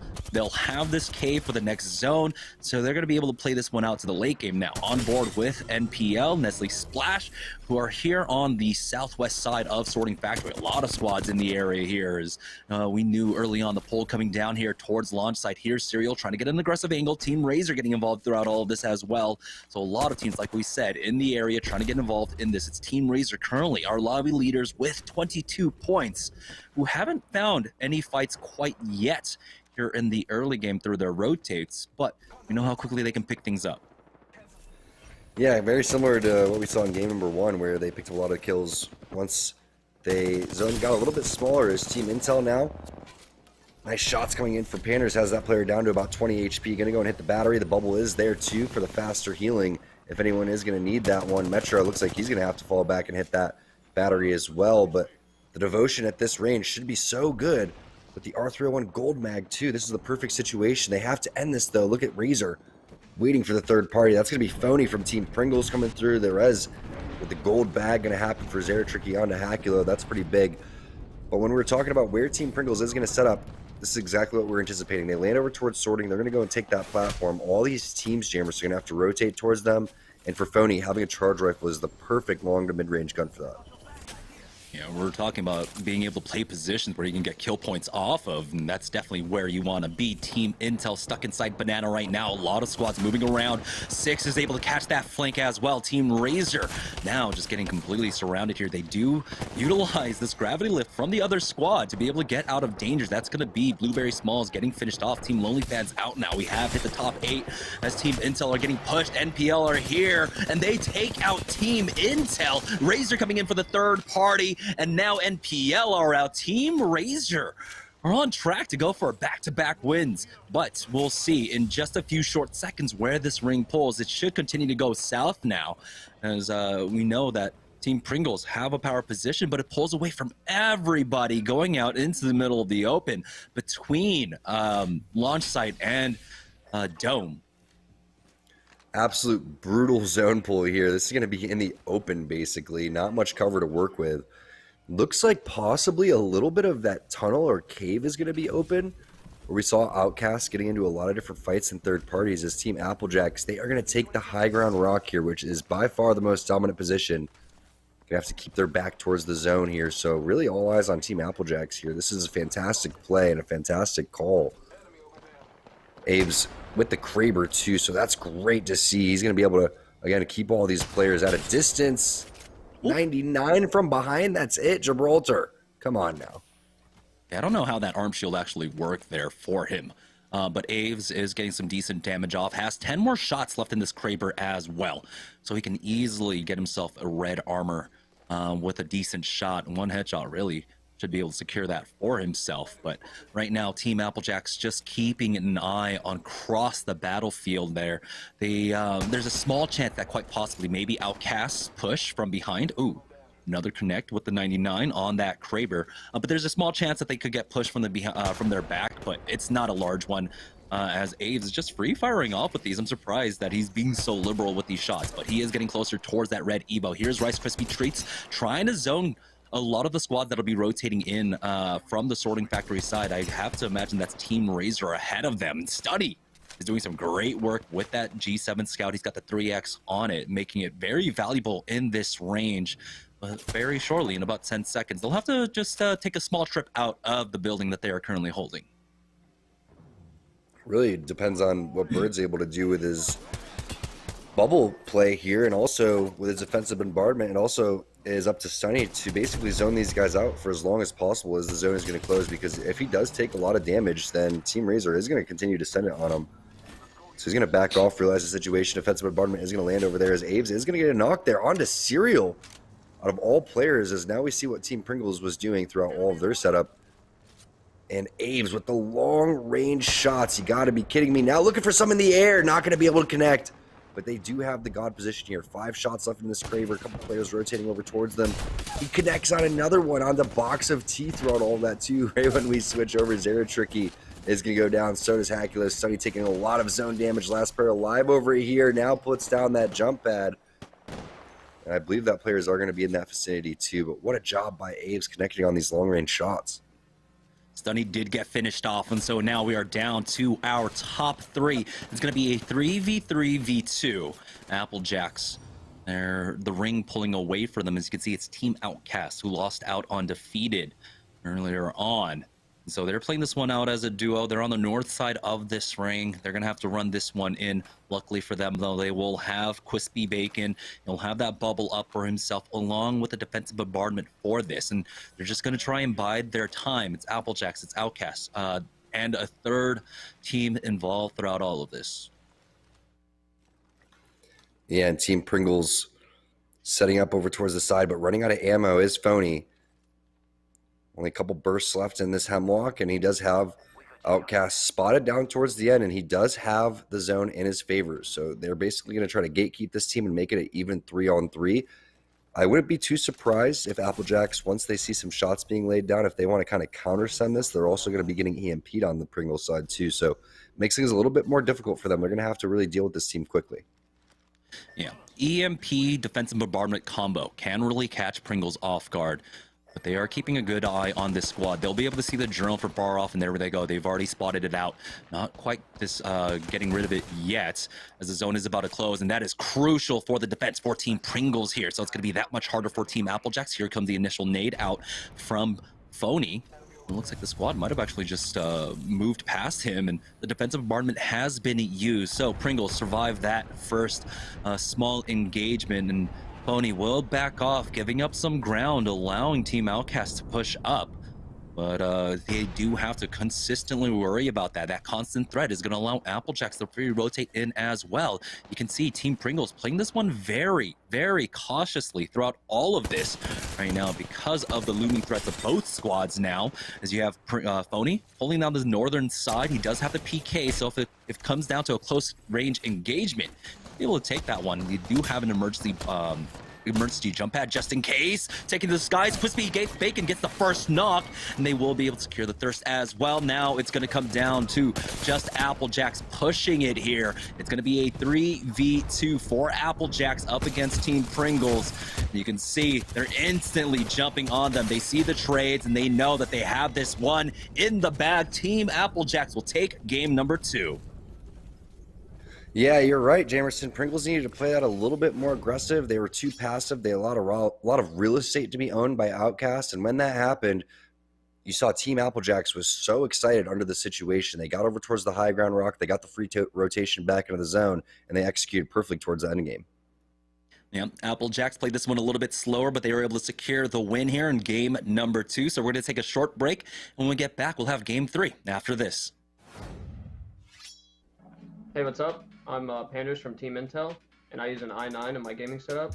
Thanks to Intel, I'm always ready for the enemy. Or blocked as Metro tries to push on in. Thermite is down. No one has been cleared quite yet. It's going to be the full push. Panda's getting the first knock. 90s to go down next, and that's just going to be the clean wipe. There's only one left remaining here, as Metro was the only one that took damage throughout all of this. And so Team Intel. Find your favorite Intel products on walmart.com /esports arena. I'm Panders, and I play Apex Legends for Team Intel, and you're watching Intel Week. Imagine you love frosting and filling. I do love frosting and filling. Oh, well, imagine if there was a way to enjoy that delicious goodness anywhere, anytime, out of the toaster, out of the box, out of one of those baggy thingies, with nothing but a thin layer of foil between you and... Pasta. Yes, Curtis. This is a commercial about pasta. I love it. Frosting and filling for your pasta. I like pesto. I wasn't born in the spotlight. Nah. Had to grind and shine like a star on a hot night. And something about the struggle now resides in my muscles. And every trial and trouble helped to hang my hustle. Real rock stars don't chase the spotlight. It chases them.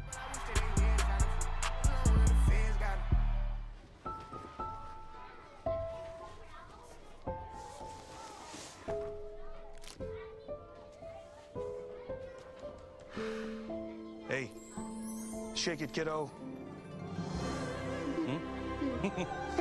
Love Dad. Whoa.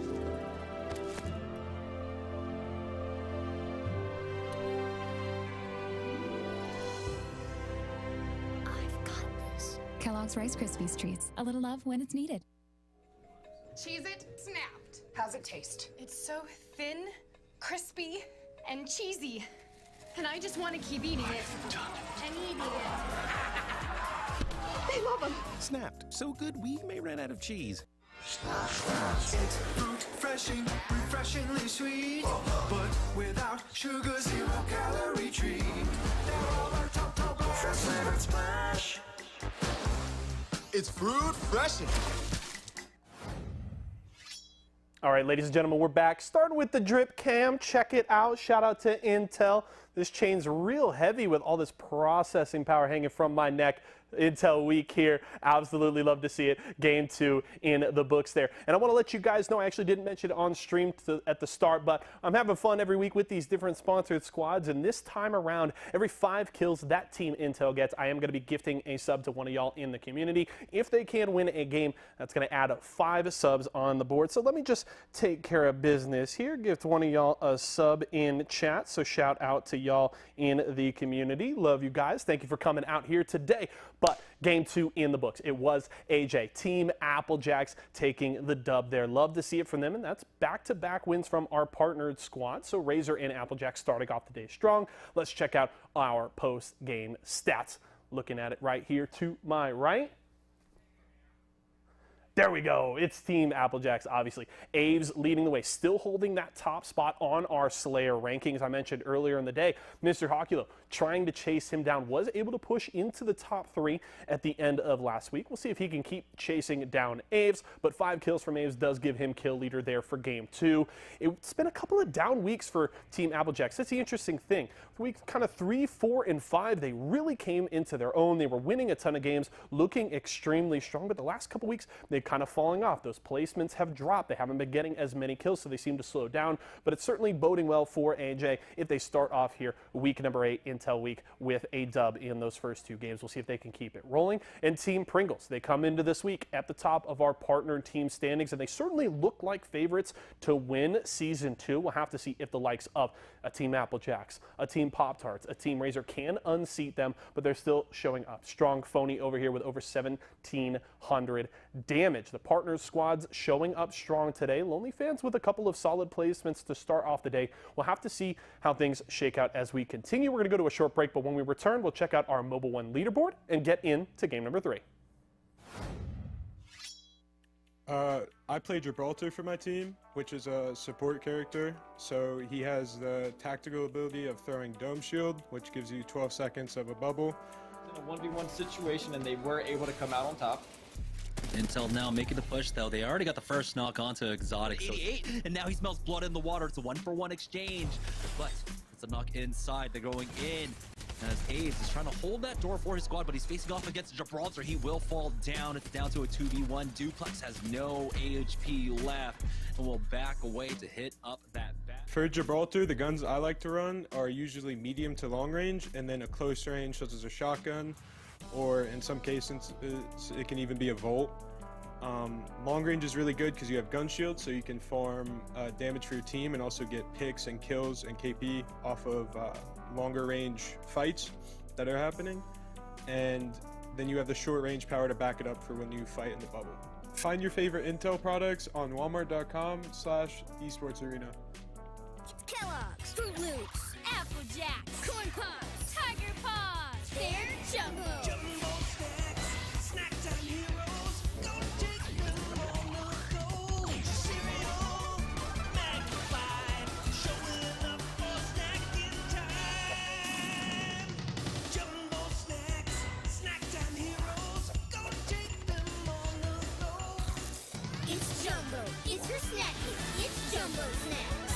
Stack Pringles flavors. Make new ones. How much do you think Pringles paid these people? Hardly anything. Hey, you guys want to stack different Pringles flavors to create new flavor combos? Here, I'll go first. Pizza, barbecue, and jalapeno. The spicy barbecue pizza stack. Get him! Grandpa, what's going on? Pringles. We're trapped in a Pringles commercial. They must have taken us in our sleep. How can we get out? We can't, Summer. They warned me this would happen, and I didn't listen. Stack Pringles. Make endless new flavors. Stacking Pringles to make new flavors. Make endless new flavors. Barbecue, wavy, and sour cream and onion equals a 3-layer dip stack. Welcome back, guys, to Series E. 2 games already done, so let's take a look at the Mobile 1 leaderboard to see who is in the lead now. Heading into game number 3, Team Razor. We're able to put up 10 more points, so they are still in the lead, but Team Pringles have catched up quite a bit now, 3 points behind them. Outcast Gaming at 27, but Applejacks with that win put them up in 4th place with 22 points, Tom. Yeah, and just can't count out Outcast Gaming, who's been phenomenal with their third parties overall. I mean, you got to be impressed with the timing when you're talking about Team Intel, what they've been struggling with since Intel Week, the timing of their fights. It's not the fights are going poorly. They're winning the fights. One player gets knocked, and then a third party comes in basically immediately. Back-to-back games happening to them. It was Razor third partying them. It was Outcast third partying them. Handful of different teams that were coming through. And it's got to be difficult, but there's still a lot of games we played. Still got 4 more overall and plenty of opportunities to go and make something happen. But it's been pretty interesting southern zones to start. We'll see if we get anything over towards central, maybe a little bit more north side. But one thing's for sure, Razor's shots are looking good. Take a look at the Mobile 1 high performance moment.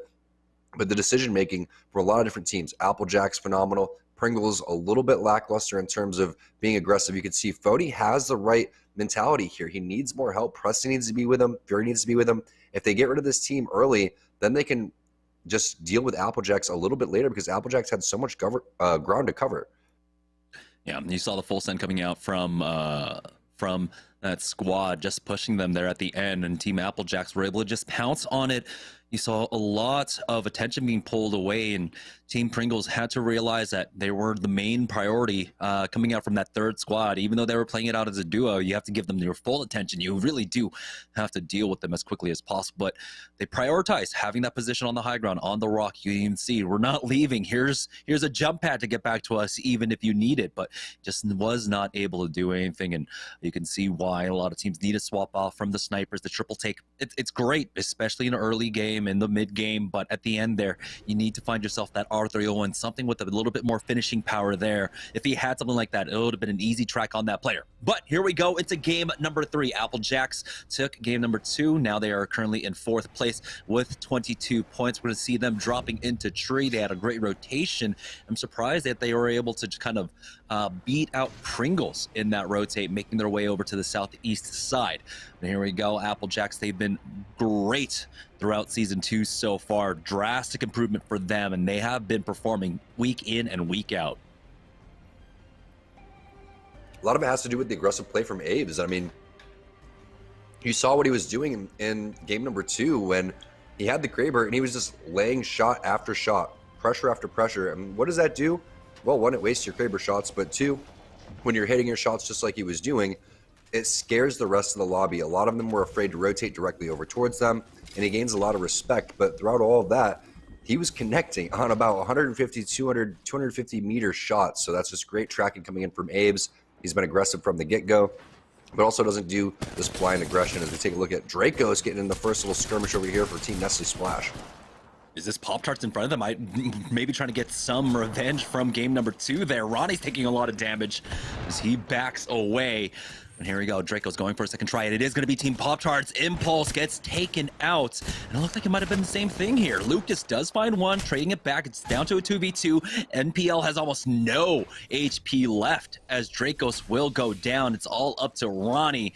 And it looks like this is some retribution from game number 2. That's why they call it 50-50. Ronnie with the shots, though. It's not over quite yet.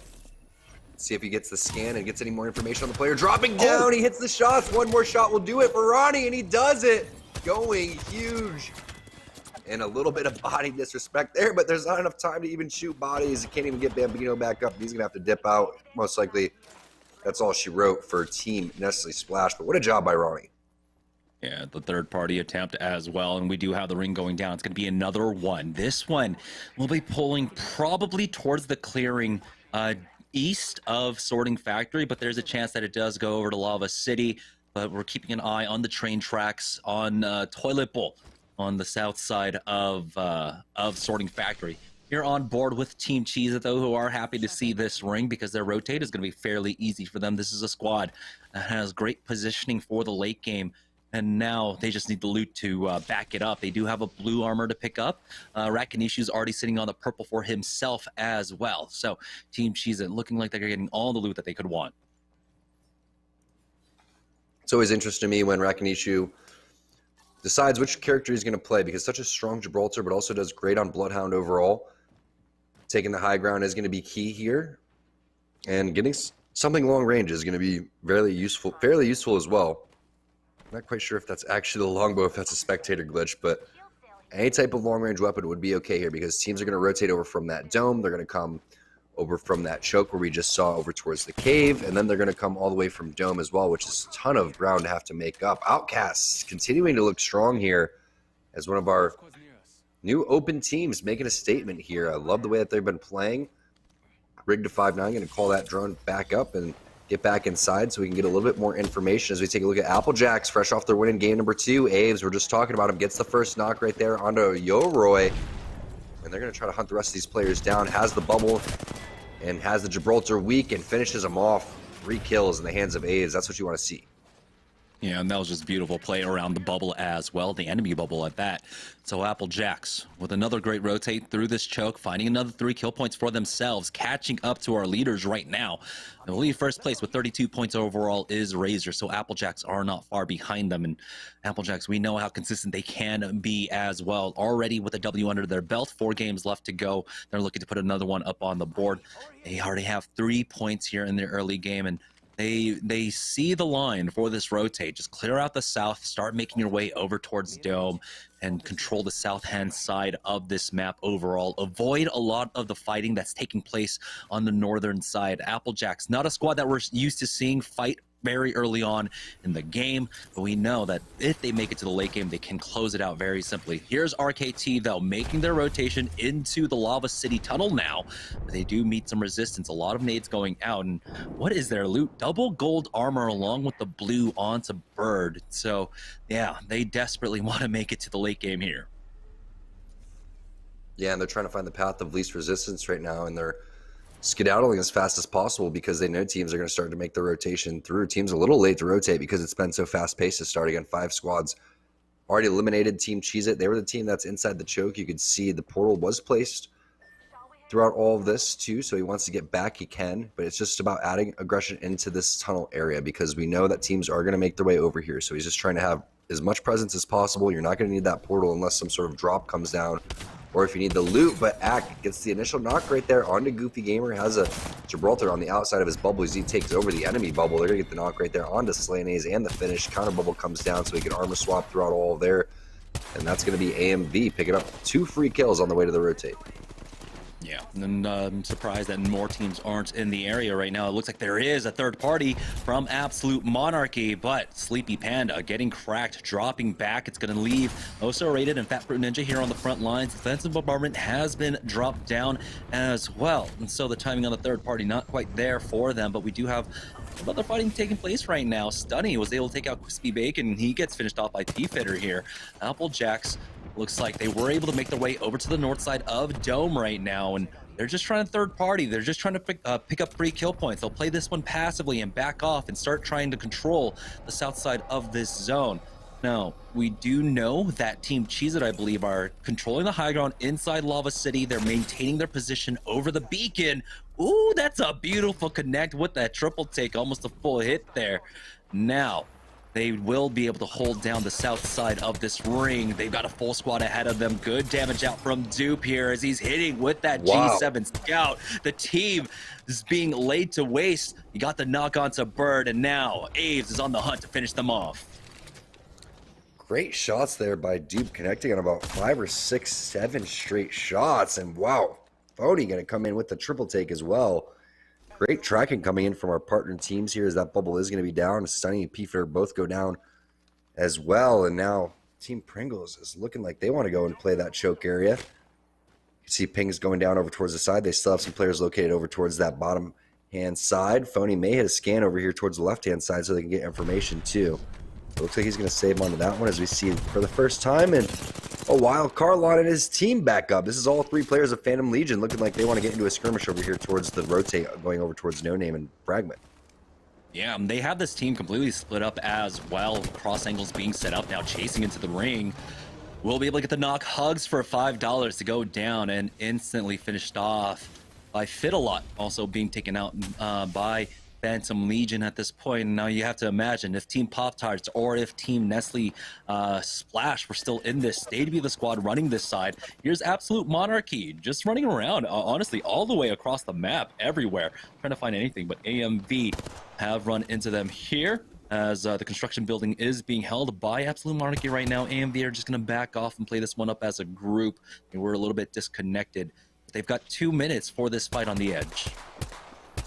Yeah, plenty of time to lay some poke. And also, typically, you'll try to decide what you want to do right around that like 1 minute and 20-second mark if you're going to make a rotation, because you can rotate towards one way, realize that that spot could be taken, and then make another way and still have time. So we'll see exactly what AMV decides that they want to do. Again, pretty far distance to go and make up, but they have the armors for it. They have the team fighting ability. We already saw them take it to one of the other open teams here. Is now it's going to be... It's Voltic coming through with the gold armor and trying to find out where they're going to go. But you can see the mini-map. It's going to pull over towards Lava City. And most likely that beacon building is going to be the priority here. Yeah, and so Cheez-It are happy to be holding this one down for now. They've been able to just chain back-to-back at this point, the beacons. And it looks like Team Intel has that same idea. They can wait for this ring to close and they'll be able to pull that banner. But it's about making the rotate now. Applejacks finds the knock onto Crummy. That is a triple take knock for Applejacks, though, and they can't really push out of this building with the ever-looming threats of Team Cheez-It just to the west of them right now. And so they're just happy to get the damage off and make sure that their presence is known. Dupe gets the re-knock onto Crummy, and Rockstar are just having a difficult day of it right now. Yeah, you saw Dupe with the shots earlier. I mean, this guy is not missing with the Scout, has so much ammo throughout all of this too, just being a nuisance in Rockstar's side. They're going to have to continue to use their resources throughout all of this. And obviously with the Watson meta being out, resources really matter here. And Dupe has plenty of shots to lay down here, as that's going to be Dan going down. No Tomcat Rat Cam here. That's getting slashed immediately as AMV. Now on the rotation, Moni picking up that kill. Scout is very useful right now. You're seeing a lot of different players utilize that. Surprised to see the 30-30 just never really get in style throughout all of that. Brand new gun that came out a couple months ago, and no one really using that. Scout just shoots a little bit too fast, and everyone's so used to going and using that one. But now we see a fight going on with double negative double knocks right here on a Phantom Legion. Yeah, and Phantom Legion just getting cleaned up. They do answer back, Blight going down, but Lonely Fans will be able to finish them off. It's about getting the quick res, though. We know a lot of teams here on the northern side. Blueberry should not be the one going for the res.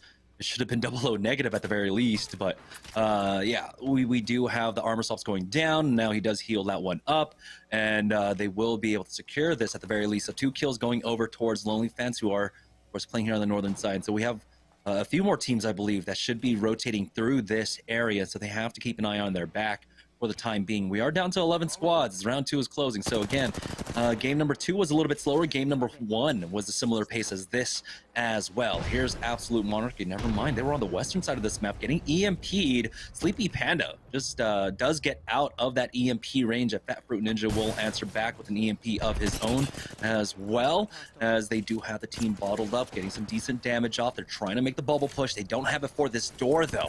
It will be a little bit difficult to try and get in, but that nade is huge, doing a lot of chip damage, getting them backed up into a corner. Now they get going for the slide. Oh, so rated R doesn't get the knock quite yet. He might go down himself as he secures this kill. Sleepy Panda picks that one up. The melee back on the other side. And what happened to the push as Team Intel now come in for the third party? They should be able to clean this one up. We'll see if there are any survivors after this. Great job. Team Intel finally doesn't get third partied, and they're the ones doing the third party here as Fat Fruit Ninja, OSO rated are going to be taken out. Another team is in the area, though. That's going to be 6XZS. Box TMAs and nades looking like they want to pop the beast of the hunt over here. They hear the shots. They see 6 getting the knock and finish there on a Sleepy Panda, and they're out for blood over here as nades is trying to hunt him down. Nice 42 burst there with the Volt. Only has a charge rifle in the back pocket, though, so he can't really push up too much. You're gonna have to kind of stay in that medium to close range area.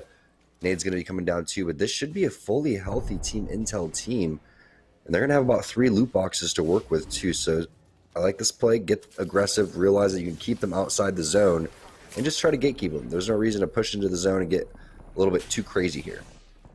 Team Razor, they've made a push into one of the buildings that Team Cheez-It were controlling. You can see the scans going down from up top, as well as now Serial is making his way to the rooftop, and so it looks like some ground given up by Team Cheez-It. On the other side though, Applejacks were shooting at Team Razor, and so it's 3 teams now here in Lava City controlling all of these buildings. It's going to make it that much more difficult for Team Cheez-It to try and hit those bubble scans, but they should be able to hit the bubble scans for themselves. Valuable information going into the late game. Oh, gold backpack going down. Team Razor, again, we know how good they usually have it in terms of loot when it comes to these games.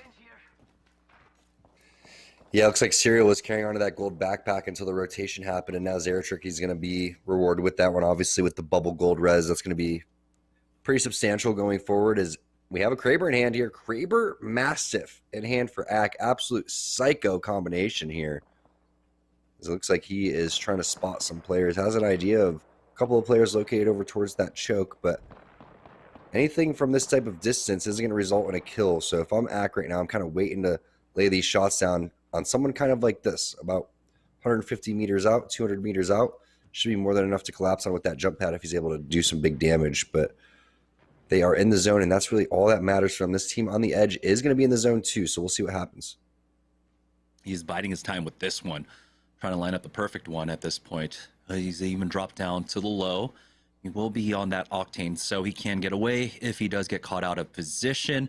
Yeah, they're happy to hold this spot for now. A lot of the teams we've seen, a lot of the population of this server is left inside Lava City right now as Team Intel were trying to make their rotate out. You know, this is a squad that was getting pushed up. 6XZ's tried to push them, but it's traded back and forth. It's going to come down to a 1v2. It's all up to Metro, caught inside the black hole, and he will go down to the ring. But it's going to be 6XZ's to pick up all 3 kills. Team Pringles, they've been playing inside this tunnel for quite some time now, and they're pretty happy to play this spot. The ring does pull away, and it's going to be going over to the eastern side of Lava City. Team Lonely Fans have options for how they want to rotate. If they really want to push in to the tunnel, they can, but it looks like they're just going to be happy with finishing off 6XZ's. We are now down to 7 squads remaining here, and they might have a free rotate on the northern side, but there we go. We have a better look at the ring. It's going over towards the train station over in Lava City, it seems. It's going to be a fun ending, and Pringles all of a sudden getting caught out of position. It's going to be Team Cheez-It with a lot of damage. The res, gold bag res, going on to Rakanishu here. He's going to get back into the game fairly quickly. But we were talking about 6SZ's doing the gatekeeping inside Sorting Factory onto Team Intel, and that's exactly what they did. Intel pushes in for that third party, but they never found their rotation out. 6SZ hits him with the third party, hits him with that rotation, and then they get third party themselves by Lonely Fans. So great job by Lonely Fans. AMV now. We saw what they were doing with that Kraber Mastiff and Axe hand over towards that geyser location coming up towards the choke into that beacon respawn building over here, and you can see looking for some more headshots on the players that are located on top of Lava City, but they're gonna have to play inside the dome here. That's gonna be their best option. Yeah, Team Cheese is biding their time. They do pick up 3 kill points. Oh, beautiful Arcstar coming out. Ack dropped down to about 20 HP left. Will be able to back away to a rock and heal up. We need to keep an eye on their north. We know that there's a possible rotation out for this squad. I'm glad that they're sending someone to keep an eye on it for the time being. Team Cheese It now forced down onto the low. They did, of course, get very aggressive onto the squads above, and we have defensive bombardment going down. It's Team Lonely Fans. They did move through that tunnel and push in. They do trade 1 for 1. Rakinishu going down as we have the black hole being popped up. Blight getting caught in it does go down. It's going to be Voltic coming in for the third party. Team Razor now coming in for the fourth party as well, and they are easily swapping down every team that's coming in for this, but they finally lose out on one. It looks like Sarah tricky to fall. AMB take out Hakulo, and Serial is gone. Team Razor are out. Wow. That was our lobby leader. And that's going to be the gold bag. Rez as well onto Voltic. Amazing shots there coming in for Moni. The spray was phenomenal, and now they're looking for even more as Axe flying in. Nice shots there with the Mastiff. That's going to be Joey Blackout going down. Voltic's going to be able to get this armor swap through, but that zone is ticking away. And now Murdog's going to die to it. All hell breaking loose inside this building. And AMV, one of our open teams, coming out on top of all of these different partner teams. Yeah, and they have a pretty decent spot right now to try and walk this one up if they want. Of course, they can take that dome to the north and then walk in with this ring. They have a lot of time to try and decide exactly how they want to move through this. We have 4 squads left with 10 players left, so that might mean we have 1 rat involved in all of this right now. But AMV, they're happy to take that team fight win, and it is going to be Blueberry Smalls as the lone remaining player here on the Tomcat Rat Cam. He's playing Horizon, so he could possibly pull off some miraculous plays if he doesn't get scanned. Unfortunately for him, the top of the train station is not in, and that would be a perfect spot for the lone Horizon in this lobby to be located at, because once this closes, that would be the ultimate high ground and no one would have an angle on you. But instead, he's going to have to figure out some other sort of strategy. His team Applejack's looking like they want to try to get back-to-back wins over here. Ack with the headshot onto Aves. Bubble Res is going to land, but that is going to throw things off temporarily for Applejacks, and the defensive bombardment's going to happen too, as Rolders now trying to defend as long as possible. Axe sends it in with the Mastiff. They're kind of split though. Rolders over here doing what he can with the triple take. It's not going to be enough. Dupe flies in, does get the knock onto Voltic, but that's a 2-on-1 situation, and all of a sudden Scissors helps out of nowhere with a Kraber of his own. And speaking of getting over towards the top of the train station, it's Crummy who takes that angle. And it's Rockstar up as a full 3 in a 3v2v1 to finish this all off. You can see that Horizon going for the high ground. Crummy by himself almost does get punished there. They do have the bubble, and they will be able to survive this one. I believe they already used their jump pad, so Blueberry might be safe, but no, he has to try and get out, and he will get finished off. It's all up to Rockstar left now to find this last rat to finish things off. Team Rockstar bouncing back here in game number 3, barring a throw here. If they fight this one out, 1v1v1, but it looks like they are going to go for the full 3-man peak to finish it off. Team Rockstar will take game number 3. It's a perfect opportunity for a boxing match. I'm surprised Rockstar didn't throw on the gloves and just go one-on-one fighting match to see who wins that. Unfortunately for all of us, they end it with no remorse, taking game number 3. And it's nice to see Rockstar starting to get momentum and great heads-up play. We're talking about that train station and how much cover that could provide for anyone that wanted to rotate late. Blueberry actually goes and does that. Unfortunately, couldn't survive much longer because Team Rockstar did a great job. Yeah, and he tried his best, but he did at least secure himself top 3 for Team Lonely Fans. In that top 4 situation, so did get value off of that. Almost got a knock there onto Team Popstar, onto that squad as well. Team Rockstar, excuse me. We're gonna go ahead and take a break, and when we get back, we'll have the second half of Series E after this. So don't go anywhere, guys. We'll be right back. Hey, what's up? I'm Six, and whether you're a streamer, content creator, or competitor like me, Intel has what it takes to get the job done. Around barely shortly here, as a lot of utilities being tossed into them. They turn around for that Bloodhound. Not able to get the knock onto him, but did a lot of damage. But Metro going out.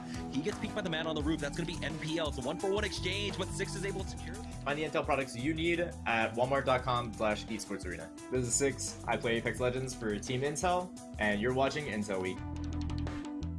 Hey, I'm Metro from Team Intel. I use an i7 in my gaming setup. And thanks to Intel, I never have to choose between speed or performance. I get both. Six is forced to bat up as well to peek out from this squad, and that's going to be Uzako going down. Panders had the PK in the back pocket, picking that one up. It's the 3v2, and they need to hurry up and clean up this fight. Zone's closing in 5 more seconds. Another nade down. Metro picks up one more. Find your favorite Intel products on walmart.com/esportsarena.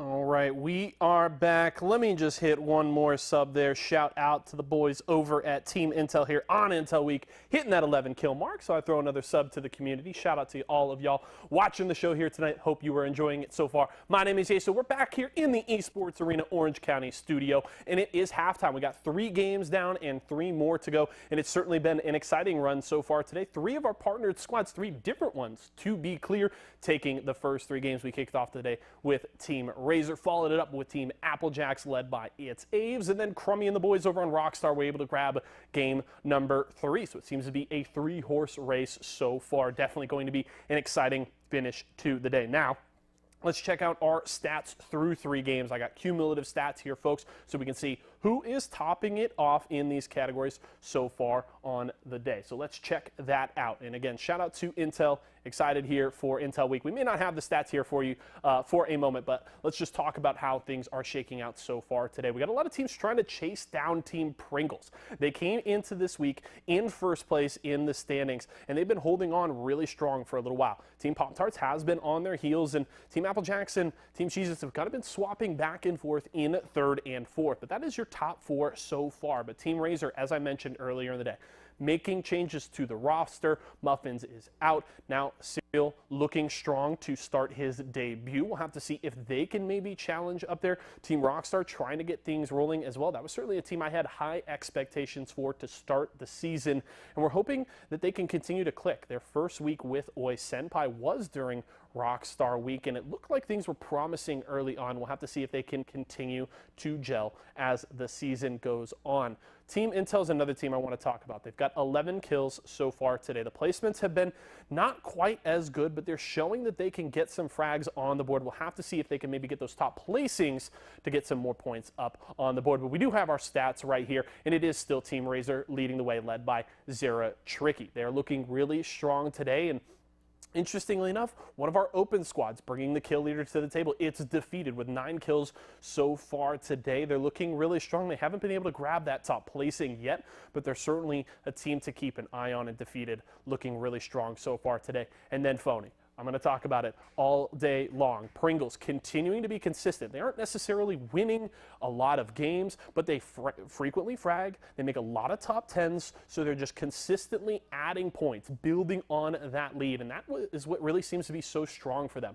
You know, they don't necessarily come out like a TSM on a Wednesday night and just beat you down game after game after game, but they're not going to have a rough performance. They're going to come out and consistently put points on the board, and that's the reason they're in first place right now. Over 3,500 damage here for Phony today. That's averaging almost 1,200 damage a game. So that's a strong performance. Definitely a team to keep an eye on. We'll have to see if the partnered squads can keep it rolling, though, in the back half of today's games. But the other part of halftime is we got to raffle off an entry into Deal or Steal. As I mentioned at the top of the day, if you want to come and play Deal or Steal with me, have a shot at winning an Xbox Series X. Maybe you want to get some esports arena swag or an awesome prize pack from one of our partners. You have to subscribe to us here on Twitch, or maybe you're lucky you get a gifted sub from me here today. But let's hit the raffle, see which one of you is going to win a shot to come play Deal or Steal with Yeso. And our winner today is going to be Noah Boss. Shout out to Noah Boss. Thank you for subscribing. We appreciate your support here at Esports Arena. So congratulations. Looking forward to playing Deal or Steal with you in the future. Our folks in the back will be in contact with you very soon. Apologies, folks. I believe my mic was going in and out there, but Noah Boss is the winner. I'm going to close out halftime here. We got our back half of the day coming to you very soon, our Mobile One leaderboard and Game 4 when we return. Hey, I'm Metro from Team Intel. I use an i7 in my gaming setup. And thanks to Intel, I never have to choose between speed or performance. I get both. 6 is forced to bat up as well to peek out from this squad, and that's going to be Uzako going down. Panders had the PK in the back pocket, picking that one up. It's the 3v2, and they need to hurry up and clean up this fight. Zone's closing in 5 more seconds. Another nade down. Metro picks up one more. Find your favorite Intel products on walmart.com/esportsarena.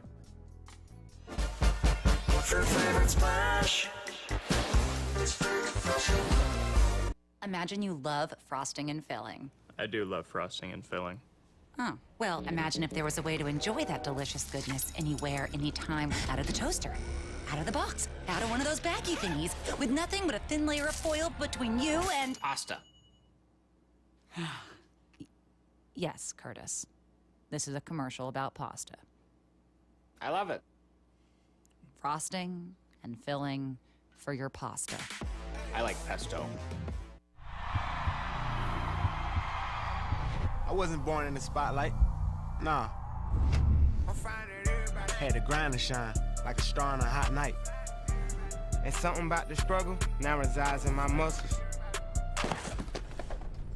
And every trial and trouble helped to hang my hustle. Real rock stars don't chase the spotlight. It chases them.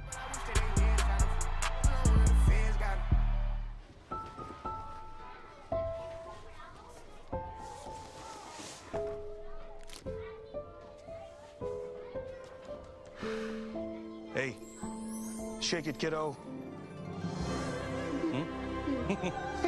Love Dad. Oh.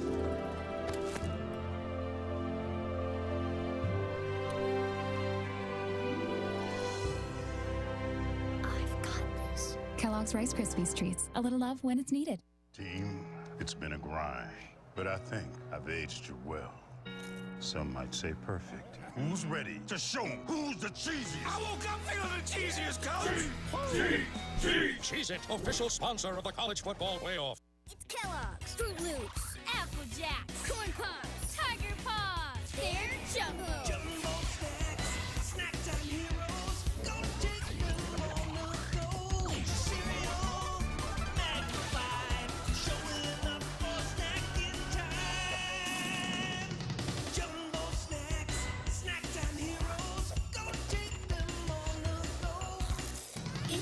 Jumbo. It's your snack hit. It's Jumbo Snacks. Stack Pringles flavors. Make new ones. How much do you think Pringles paid these people? Hardly anything. Hey, you guys want to stack different Pringles flavors to create new flavor combos? Here, I'll go first. Pizza, barbecue, and jalapeno. The spicy barbecue pizza stack. Get him! Grandpa, what's going on? Pringles. We're trapped in a Pringles commercial. They must have taken us in our sleep. How can we get out? We can't, Summer. They warned me this would happen and I didn't listen. Stack Pringles, make endless new flavors. Stacking Pringles to make new flavors. Make endless new flavors. Barbecue, wavy, and sour cream and onion equals a 3-layer dip stack.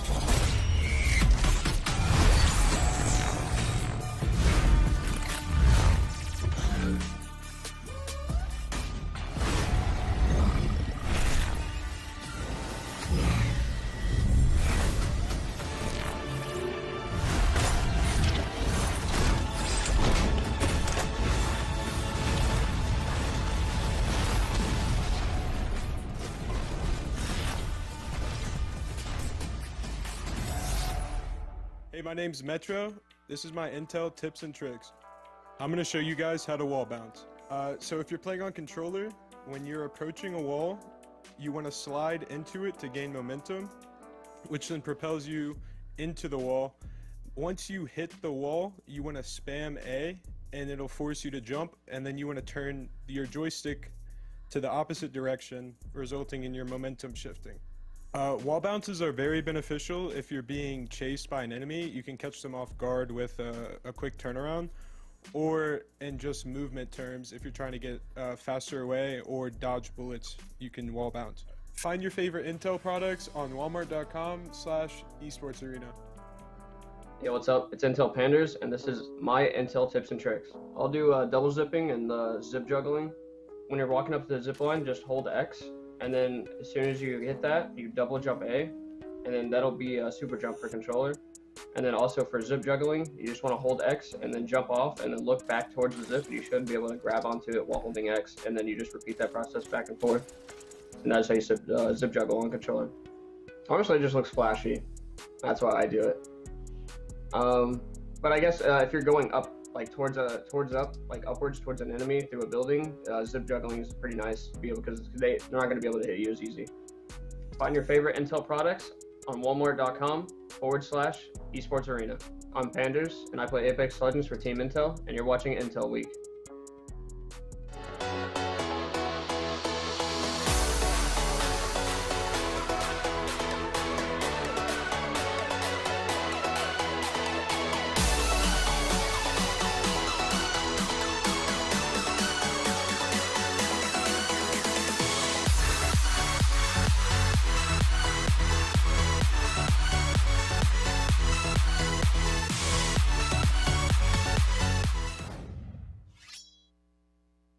Welcome back to Series E. As we are heading into the second half of the evening, let's go ahead and take a look at the Mobile One leaderboard to see who is now in the lead after 3 games. We had 3 separate winners. We had a lot of southern zones, and so we'll find out though if maybe through the rest of the games we'll get some different zones going up to the north, quite possibly. But despite that, our teams have been doing well in terms of rotating and finding their way into the late game. And one team that we are of course looking at is Team Razor, consistently moving from the northern zone, are able to have some decent games. They had 22 points after game number 1, put up 14 more points in the last 2 games, and that's allowed Team Pringles to catch up. Now Team Applejacks, with 2 consistent games in a row now, have caught up. They're only 5 points off from Team Razor, Tom.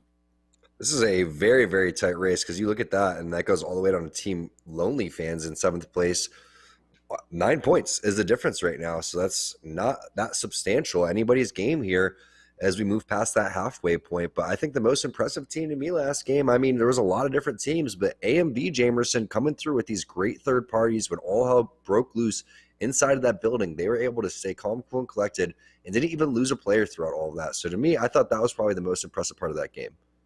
Yeah, they did a great job of rotating in late north with the ring as it did pull down to Lava City. But let's take a look at the Mobile One high-performance moment of game number 3, as it did come down to a lot of fights, but this was the fight off the rip. NPL versus Pop-Tarts. They tried to do the same thing. It looked like Pop-Tarts, again, might have baited them and dropped down full over here towards No Name. In game number 2, we saw NPL drop 3 onto Impulse and take him out.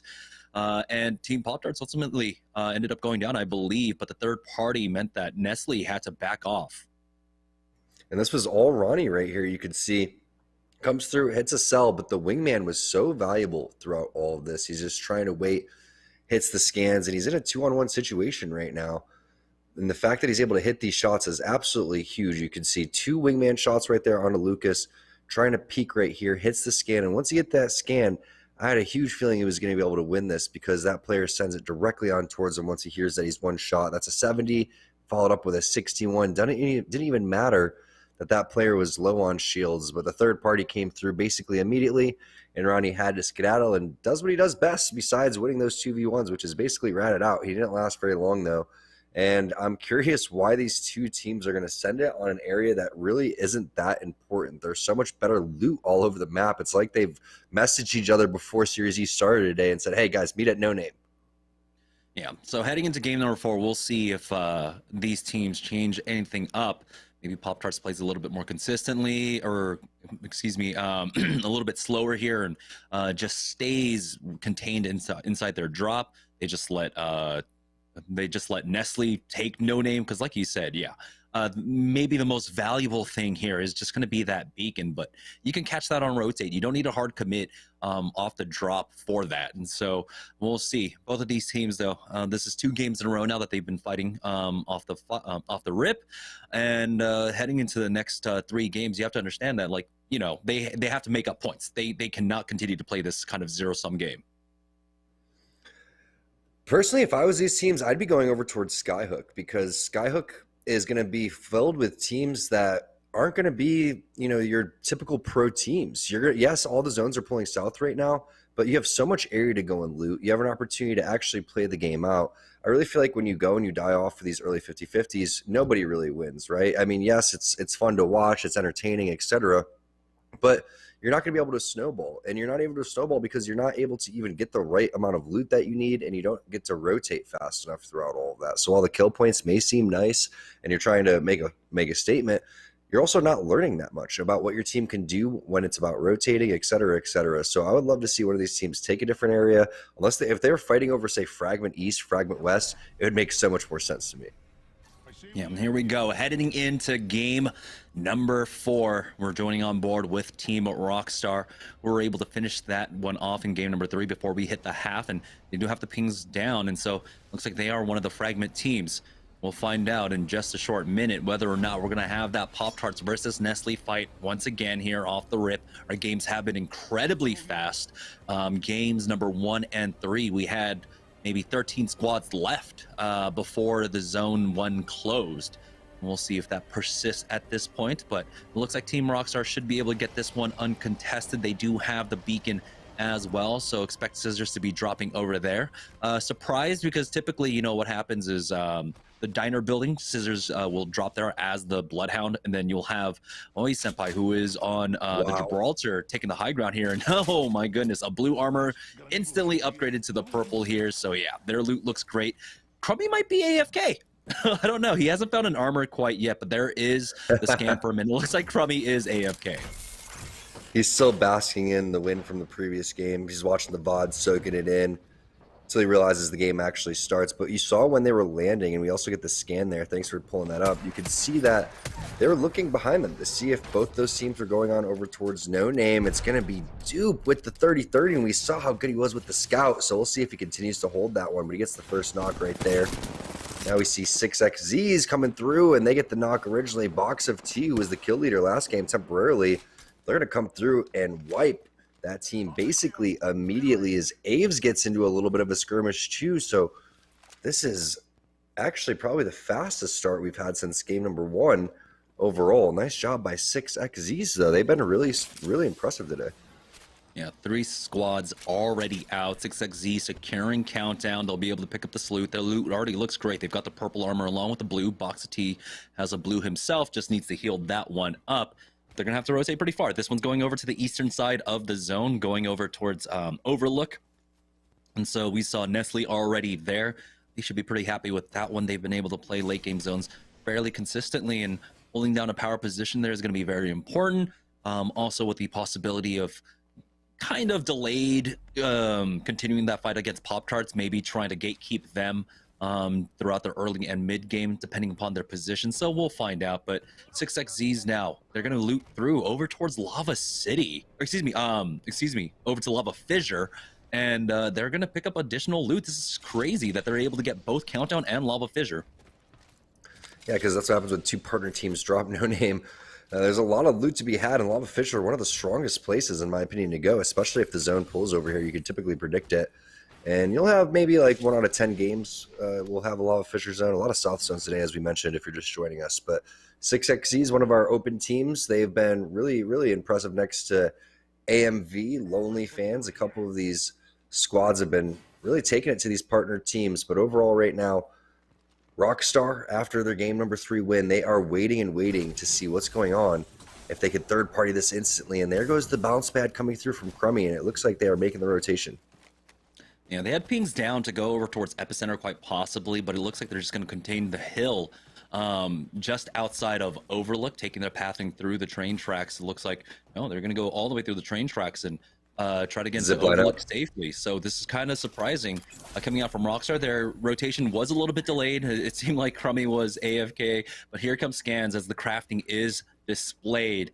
And so they are not going to be able to get the jump on this squad. You have to imagine it's Nestle up there, trying to make sure that they have enough heals for the late game themselves. I mean, that's one of the issues that you have to deal with, right? When you get the early drop and you know the circle is going to be there, you don't really rotate around, pick up additional loot, and so you use the crafting. On board with RKT, though, as they were trying to make their way through towards train, they got caught out by Absolute Monarchy, and they're getting scanned from behind. Peepitter is not safe, as he dropped down low to about 40 HP, but you have to imagine the AMB, yep, are full sending into this one. GS Bird tries to hold it down, but he will fall, and now RKT, they go down in 17th, don't pick up any points in this game. An Absolute Monarchy will be able to get this additional loot.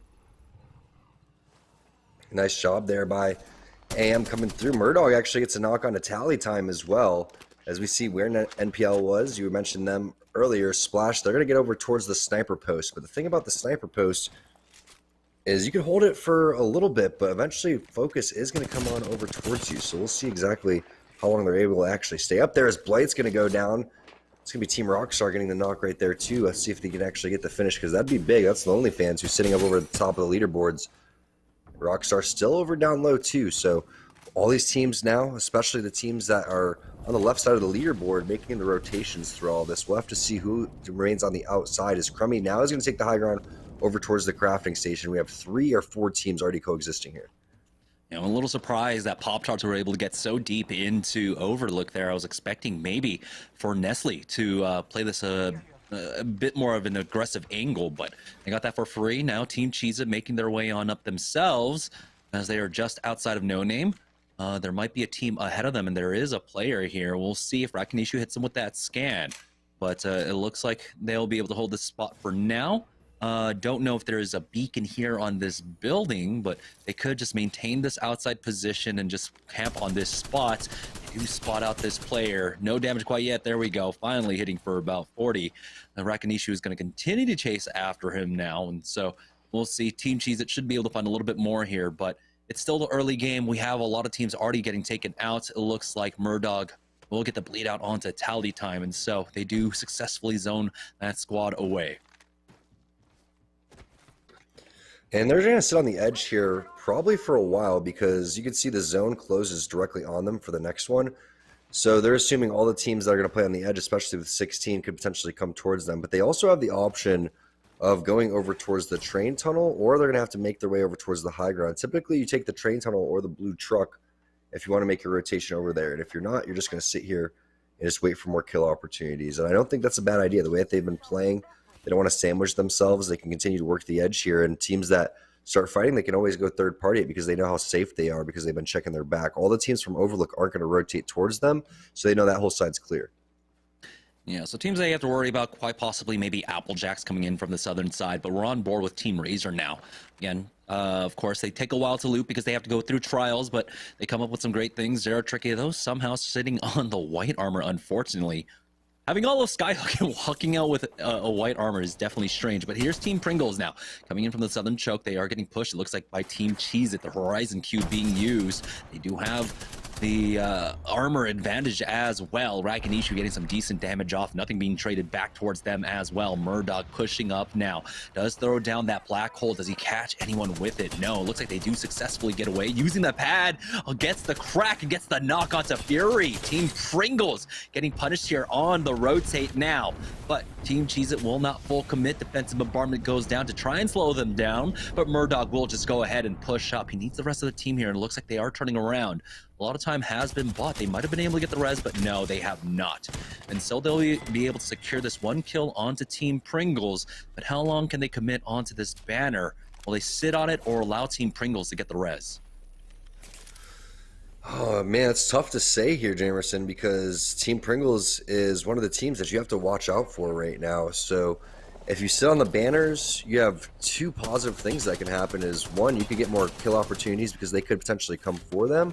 And the other one is that you can avoid getting him back into the game, but because of this, they lose their high ground.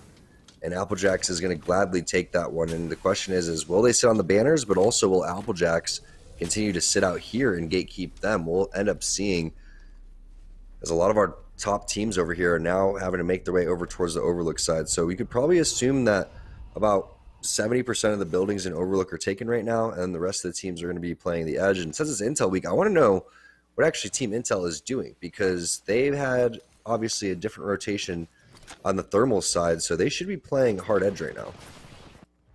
On the other side of the map, though, all the way up to the north at Survey Camp, we are on board with Absolute Monarchy here as they have a team pinned down. Defensive bombardment has been used. That Fruit Ninja, once he hits the cell, oh, he cannot. He gets interrupted. The flank comes out. Sleepy Panda's low. It's Team Intel. You asked for it. You got it, Tom, as they come in for the third party. They don't even see the trades.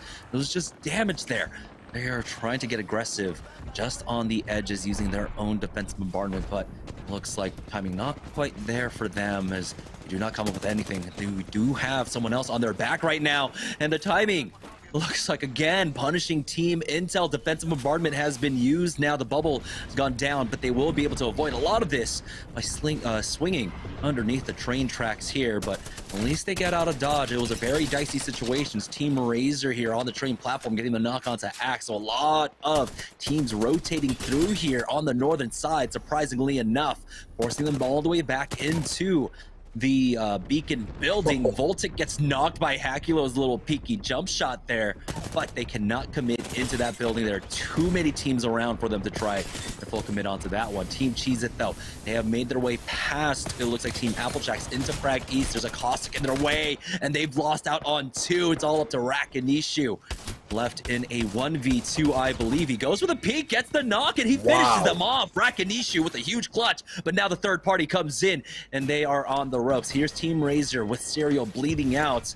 Zara Tricky has thrown down that bubble for Mr. Hakulo. Serial now getting res, and it looks like Razor might be able to stabilize here, but the nades are coming in. The zone's coming in as well. Team Pringles were able to get Fury back into this.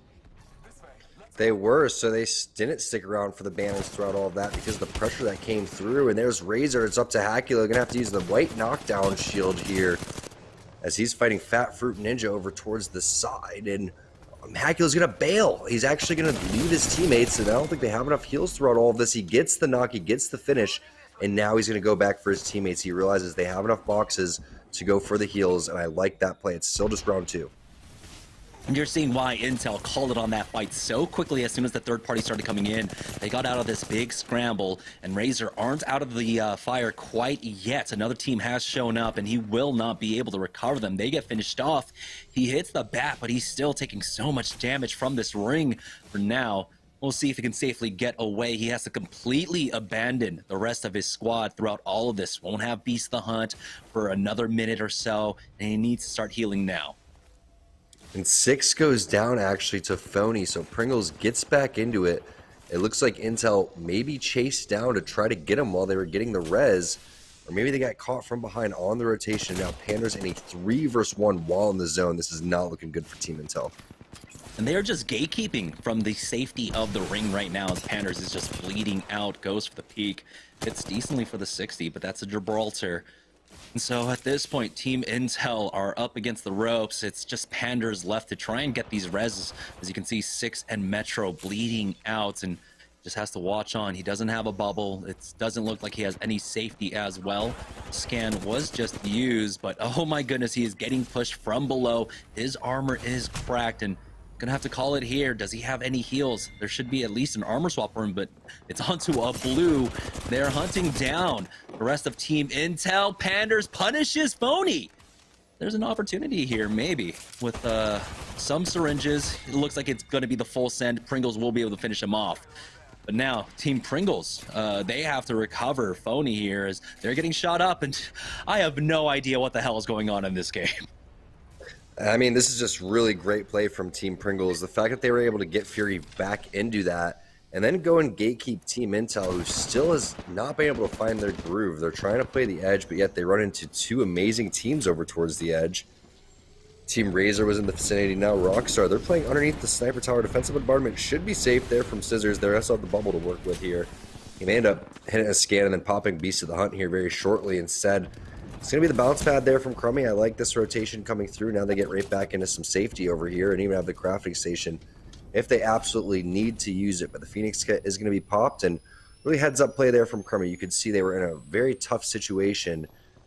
Fortunately for them, with 13 squads left, this priority spot was actually not taken. So now they could do some really good gatekeeping and possibly pick up some kills here.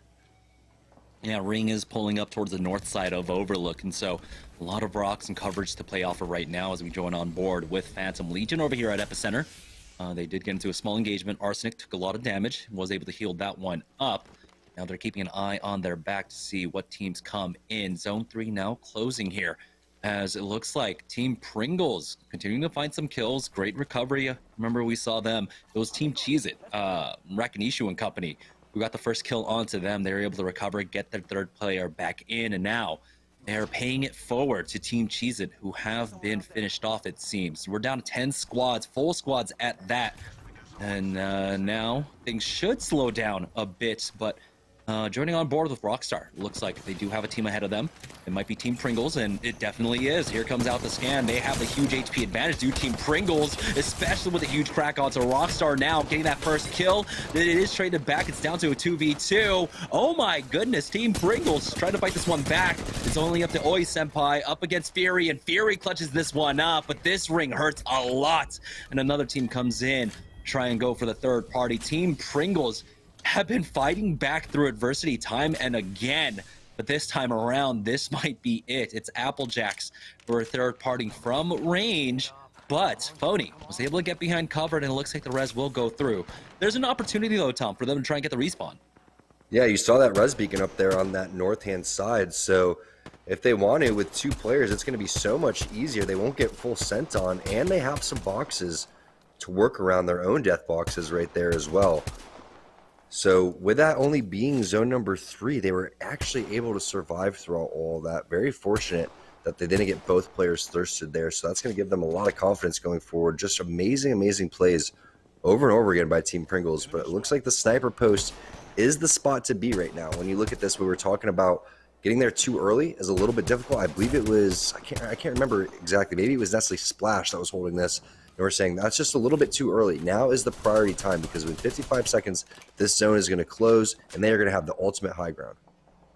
Yeah, 6XZ to the north, Pop-Tarts as well were able to successfully get this ring, but deep inside the corner, it's Outcast here. They've had great 3 games so far, as we do have the scan going down for Team Pringles, so they're able to get their third back on in. But every team basically is in the zone right now. All the buildings are basically taken up as well. Applejacks, they are getting shot up on that sniper post, but they'll be safe for the next ring as well. Trying to find these kill points is they're just looking around for anything, trying to get all information about where every team is. And Pop-Tarts with a really nice burst there. You can see defensive bombardment is going to be used, but the black hole is there to answer. That's Box of T's black hole, as he's been playing a really solid Horizon. Amazing shots there from Stomps onto the Bloodhound. That's going to be 2 players down, and that should be 3, but no. Great shots from the Gibby, and is he going to be able to do this? He will not die, but he eventually goes down. Lucas now has to hit a double res. Will the third party come through at Gibraltar? unstoppable. It looks like Pop-Tarts, 2 of them out. We have Stomps and Impulse getting finished off. Applejack still holding that high ground sniper post. Down to 8 squads, 22 players remaining. So there should be a rat left, and it was Lucas who got finished off by Blight. So Lonely Fans with another great game so far. They've hit top 7. Now in this 5th ring, we'll see where this one pulls. Yeah, I can't wait to see exactly where this one is going to end, because this is one of the slower end games that we've had. Full teams here, and again, Applejack still with the high ground. The problem is are they low on heals? Abe's not hitting any cells here. Battery is going to go down. This could be the last of their healing, Jamerson, because Dupe isn't healing either. So you'll notice Rolders would typically want to peek here. He would like to play aggressive, but with so many teams and not many opportunities to go and get loot, this is going to be difficult for Team Applejacks. Yeah, they got into this position early on. The kills that they do have were from range. So then they were able to really recover any of that loot for themselves. So the economy is struggling for Applejacks, but of course they can play this one passively. They have to worry about their back. There could be a team to their south that can zipline up to them. You can see the scans going down in that direction as well. That is the major threat to them. The peek comes out from Dupe, and I don't know if they really need to go for that right now on board with Nestle, as they basically got this spot off drop. They were able to loot up both Overlook and No Name, and they got here early on, but they did allow a lot of teams to basically get into these positions for free.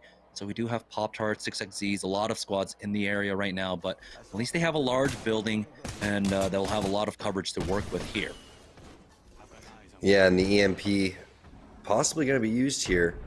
Nope, just going to be using it to scout out for any type of possible players below or any type of rats, but it is full squads, as you can see. So Outcasts, a lot of our teams sitting on the top of the leaderboard are the teams that you're seeing still in this game here after the halftime mark. Applejacks, they're eating a lot of gas over here. Dupe going to have to heal up. Fortunately for them, they do have med heals. I know they're running low on the actual cells and batteries, but this is when teams will try to send it on you. They want to try to get that high ground. They're rotating over towards the edge. Looks like Splash is being sent on as well. Teams trying to coexist over towards them, because you were talking about the size of this actual building over here, as Rolders gets a knock on a 00 negative while that was happening with the triple take. So finally going to go and peek out, and Dracos with a crazy play. He needs to slow play this one. He can't pop out because he realizes that team over towards the side is waiting to third party. Now Applejack's going to go and send this one. You can see this is going to end directly in the middle of all the buildings. So we are going to have a super fun ending, but Abe's overextending big time. Bubble going to go down. And guess who's waiting over towards the side? It's just Team Pringles playing patient in the blue van. Yeah, they pick up 2 kills off of that one as well, and they're slowing down the momentum of Team Applejacks, who have been able to bounce back in the last 2 games with 2 consistent finishes. They're still alive throughout all of this, though, is Team Applejacks, but it's just a matter of how long, as we do have them getting finished off. We have hit the top 5 now. Applejacks jumping down from that sniper post. They could have bided their time a little bit more, but now here's Team Pringles looking to recover some loot on an angle here. They get scanned, but they should be safe. It looks like another squad was able to push on up. It was 00 negative and Lonely Fans who stole this position away from Team Applejacks. We saw Team Applejacks, they were under some pressure before. There was some caustic pressure on them, but I'm surprised that they just completely dropped down because of it. Had to be a bounce pad from Blight from probably distance, maybe on the actual roof they have one if they wanted to get back up there and hold that spot. But when you look at the positioning right now, Jamerson, I love how they're all spread out. They're owning more real estate than anybody, and there's that bounce pad that we were talking about.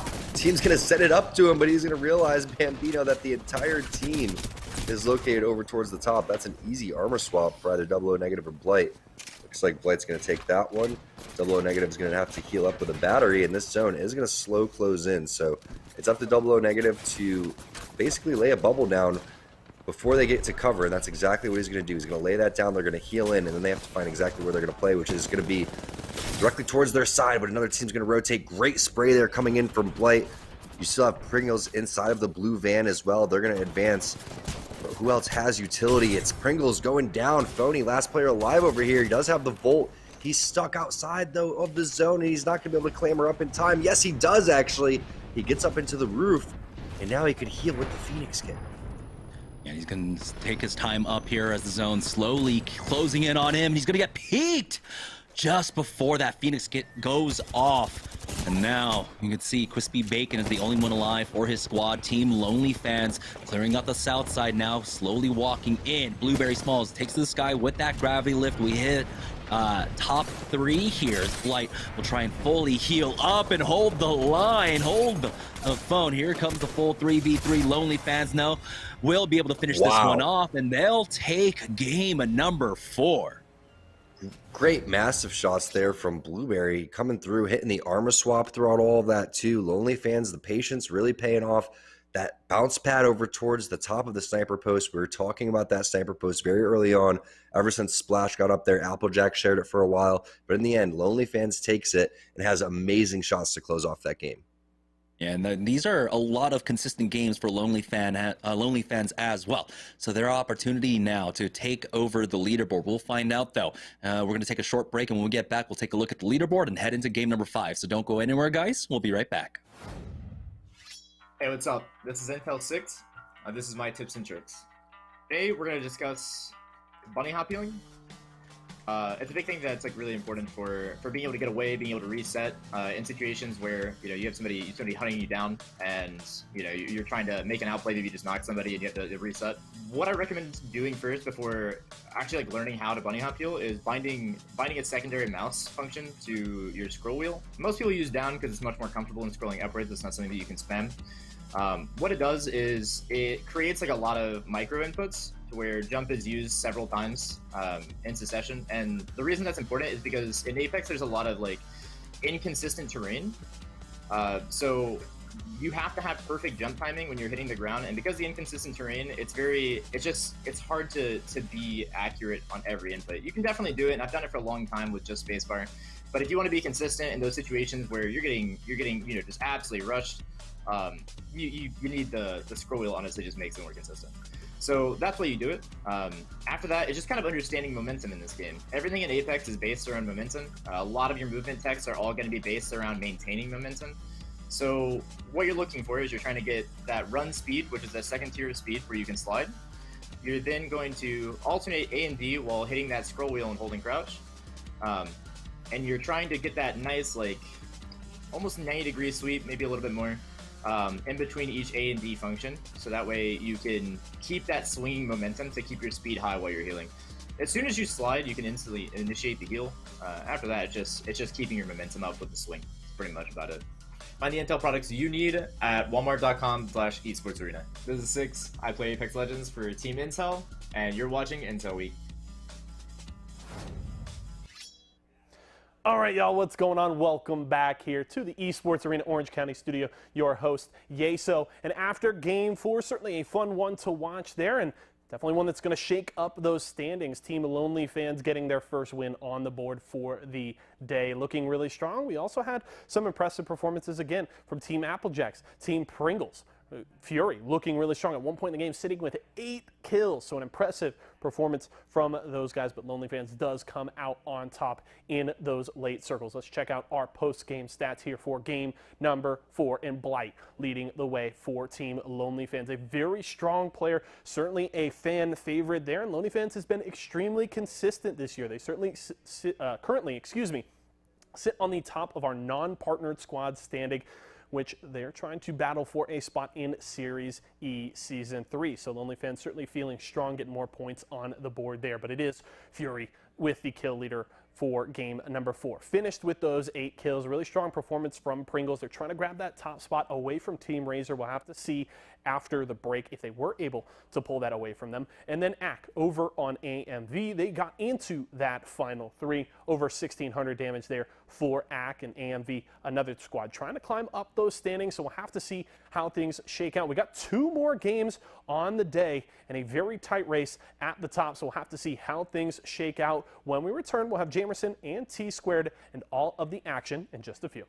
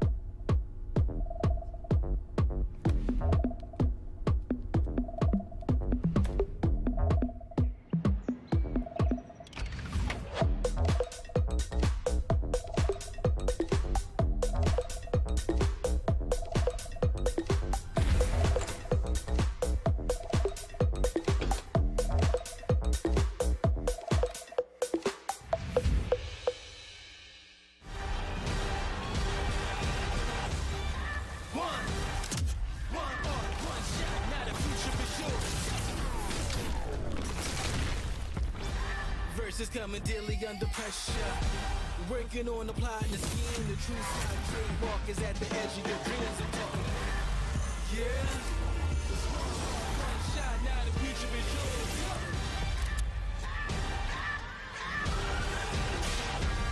I'm turning dreams into reality. In the lab with the formula and chemistry. Your memories spark and motivate and make the industry shake. With the bars and the breaks, I'm talking one chance that was so close for the go. It's one shot, now the future is yours. Go!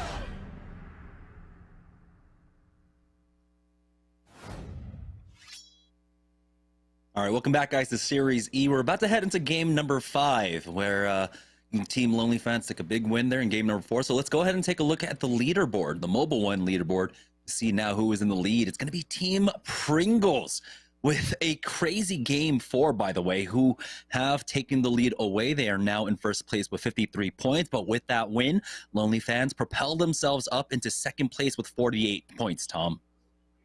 Yeah, the leaderboard kind of shuffling up now a little bit as the team's starting to separate themselves. But as long as you're sitting right around where Team Rockstar is, again, in that top 7 area, seems to be the sweet spot. You should be feeling good. But Pringles, like you were saying, with the wild game on the rotation, got taken out. They get the respawn back up. They're picking up a ton of kills along the way. Lonely Fans also had a ridiculous play where they bounce padded up over towards the high ground. AMV continues to impress as well. And Razor is really starting to pick it up too after starting off a little slow in Season 2. Seems like they really have came back to full form in the last couple of weeks. Yeah, right now, though, out of our top 5, it's 3 open teams, open registration teams that are showing up today. Not far behind them, we also have Team Applejacks at 39 points, so they're 14 points off from Team Pringles. And now Applejacks, their playstyle has been for the rotates, find a power position. They just haven't been able to do it quite yet. Here we go. As we take a look at the Mobile One leader, or excuse me, high performance moments, as you can see, trying their best to survive here, but it's Team Lonely Fans controlling the south side of the zone. Yeah, Lonely Fans did a fantastic job, especially the spray over towards the side when Blight had the R9 from the players that were flanking, and then also Blueberry with the massive shots and the armor swap mid-fight. The armor swap really wasn't even needed, to be honest, but he still just came through, hitting every single one perfectly lined up. You could tell he's not nervous. He's making those shots actually count, and Blight is playing out of his mind too. So I love to see them play this aggressive composition after Blight was playing a crypto caustic composition to start off the LCQ. They completely changed their play style right now, and it's paying off. Yeah, heading into game number 5, Lonely Fans has been fairly consistent throughout the first 4 games that we played, and so they are on track if they keep up their average so far of quite possibly winning our open registration. I remember we have $500 on the line, $350 for first place, and $150 for second place. So if you want to make it in the money, it's only about hitting the top 2. And that's all we have. But really, for them, it's about improving. It's about showing their stuff, really putting on display for the entire community how good that they are. And they are definitely impressing us today. Team Lonely Fans are. But it is, of course, we only have one team ahead of them right now. And we'll see if they can continue Team Pringles to play the way that they've been playing, which has been really reactionary more than anything else, and constantly having to play back from having a man down, getting them res back on in. So it's been great to see them continuing to bounce back game after game, despite suffering some losses here and there. Yeah, no doubt about it. And I'm pretty impressed with the other open teams too. You can't count those guys out, AMV especially.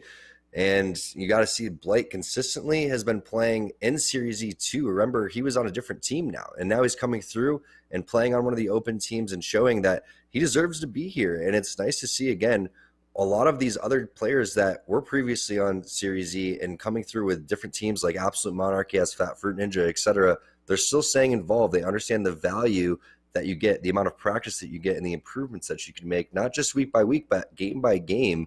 And you're seeing that already. The one team, again, unfortunately, during Intel week that's been underperforming is actually Team Intel. So I want to see them. I'm rooting for Team Intel. I want to see them do well. I just think they're getting really unlucky, and the timing has been horrible. And when that happens, you start to second-guess things, and you start to feel a little bit underconfident. So hopefully they get a couple of good team fights under their belt, no third parties come their way, and we can see what Team Intel is actually made of. Yeah, here we go. Heading into game number 5 on board with Lonely Fans. We're able to take that dub early in game number 4. They are dropping over at Harvester, so typically not the best loot, but it's a great central position to rotate out of. Right now, as you can see, they have to cover a lot of distance to loot all of this up. Can leave themselves vulnerable, but usually we don't see too many fights over here at Harvester off the drop. So Team Lonely Fans currently in second place, looking to catch up. I believe they were down by 3 or 5 points, and so not too much ground that they have to make up, but they have been incredibly consistent across the days. Here's Phantom Legion. Looks like they are getting challenged over at Survey Camp. You have Arsenic.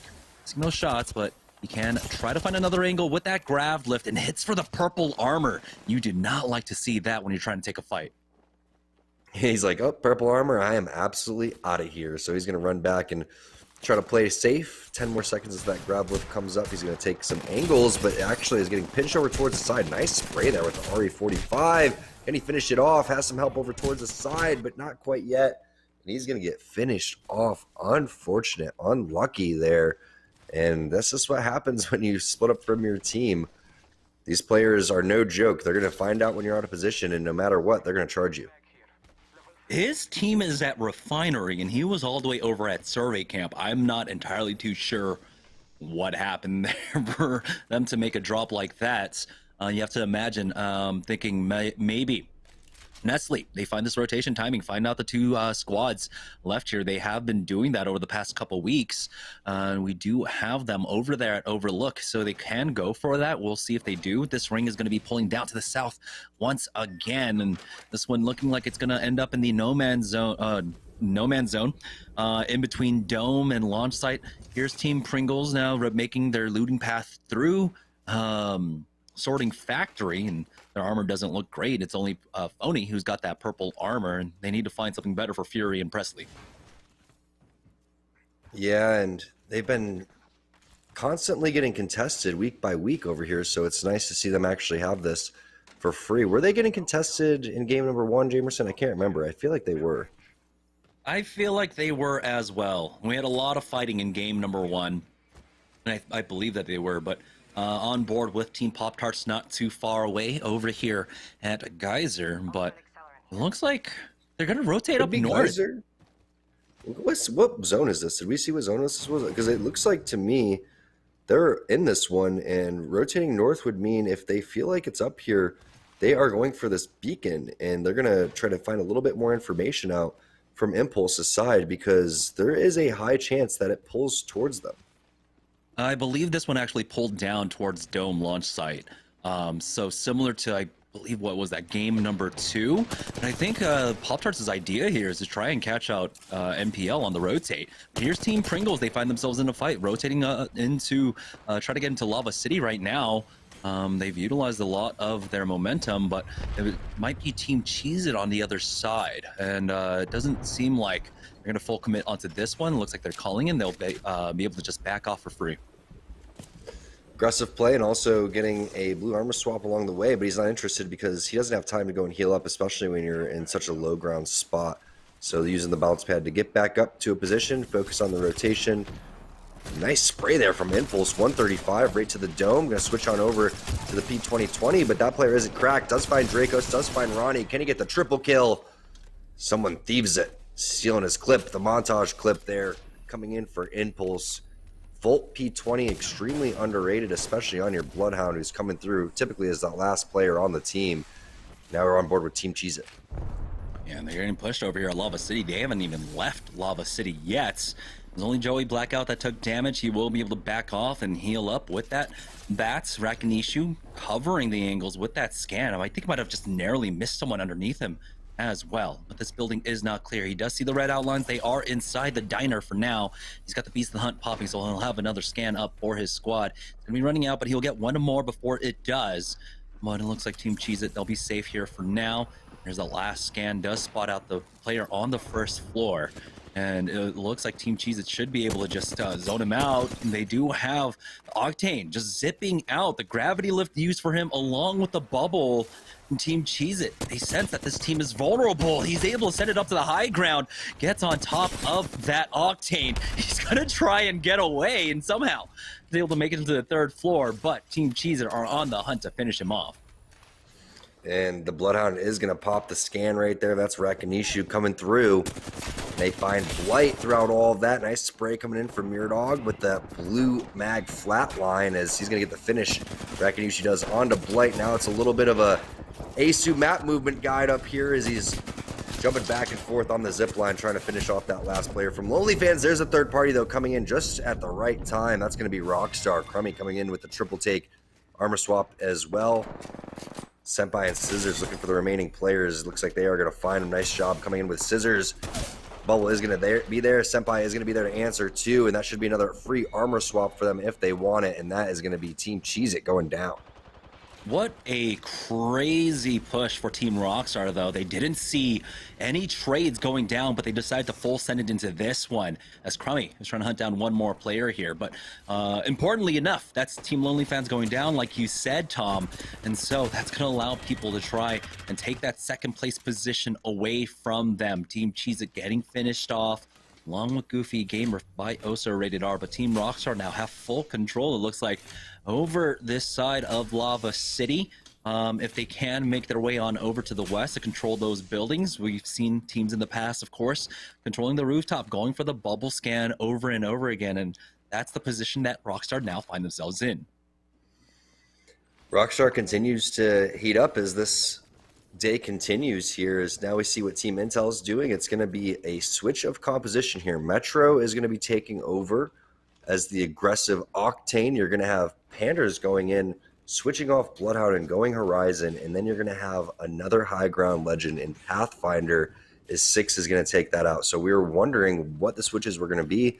Surprisingly to me, they are not rocking a Gibraltar throughout all of this, so that they would be absolutely doomed if defensive bombardment comes in.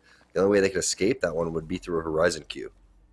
Yeah, this is about really self-reliance and being able to get yourself out of dodge. All three legends having vertical, mobility there as RKT. They do have a team ahead of them inside the train tunnel over here at Frag East. Here we go, joining on board with Team Pop-Tarts now, who were able to put a stop to NPL on the Great Lurk play over by that tunnel. And now they find another squad here in Geyser. Defensive bombardment has gone down as well as Impulse is getting tagged by it. He'll hit that bat and then he'll have the Beast of the Hunt as well. But oh, as he's healing up, Carlon is able to hit the nade on top of Impulse. Do they have a bubble for this? No, but they do have a port to try and get him into safety. I'm surprised that he didn't go for the full commit, but he does offer some cover at the very least. Team Pop-Tarts tried to go full on that team, but it looked like they were a bit split up. We've seen them being able to come back, and it looks like he was able to crawl in, surprisingly enough. Here comes the res. Lucas finishes off that bat, and he'll take guard over this door, and Impulse is brought back in. Really nice job by Lucas there, and I know that he wanted to get the portal inside so it'd be a lot safer, but what he's doing is communicating with his teammates when he needs to actually pop that portal, so that's great communication and teamwork coming in from Pop-Tarts. And then Carlon's going to be taken out by Stomps to start, so now Lucas is going to get aggressive on this one, still has his Q, and to be honest, after that, they should just bail on that fight because they had the full advantage and completely lost it. Now Rice Krispie Treats on their rotation. Looks like they're stuck in a tough spot, that's why Bird is going to be using his utility. Beast of the Hunt is going to be popped by P-Fitter, and some grenades going on top of that defensive bombardment as Stomps does get that finish onto Carline like we saw on over towards that Geyser side. Nice spray there coming in as Stunny wants to send it over here, but he's a little bit hesitant because the bubble is going to go down, so they have to wait for that to disappear before they go. Yeah, Bird and P-Fitter did have to hit up their heels, but Stunny now from that high ground is forced off. The defensive bombardment was thrown basically on top of him. P-Fitter's taking a lot of damage. He's going to go down. Ack picks up that one. And Rice Krispie Treats now are just going to go ahead and retreat from this fight as Ack gets that thirst onto P-Fitter as well. Have another minute before the zone starts closing. There's an opportunity for them to quite possibly get him back into the game. Time will be running out as Team Rockstar now. They were able to get the scan. They realize it is pulling over here towards launch, or in between launch and dome. But playing inside dome could quite possibly be the winning spot now, as Crummy took a lot of damage. Scissors is taking his time to try and get the high ground angle for his squad. The scan goes down, and he does realize, yeah, there's two players inside of dome. AMV now making their rotate, not sticking around to try and finish off RKT, or maybe they were able to get behind them and are trying to finish them off. They've got another team ahead of them, though, as Mooney takes a lot of damage. The bubble will be used. AMV continuing to play aggressively here, and Yep, they were able to get 2. Oso Rated R and Fat Fruit Ninja getting finished off there. It's AMV continuing to move and boot, but joining on board with Team Intel. They're the team in over here at the Dome, and they finish off this squad. We'll see, though, if the third party comes in. And we know that there's one more team in the area at the very least, but Team Intel now finally finding a timing on a team fight and not getting third-partied.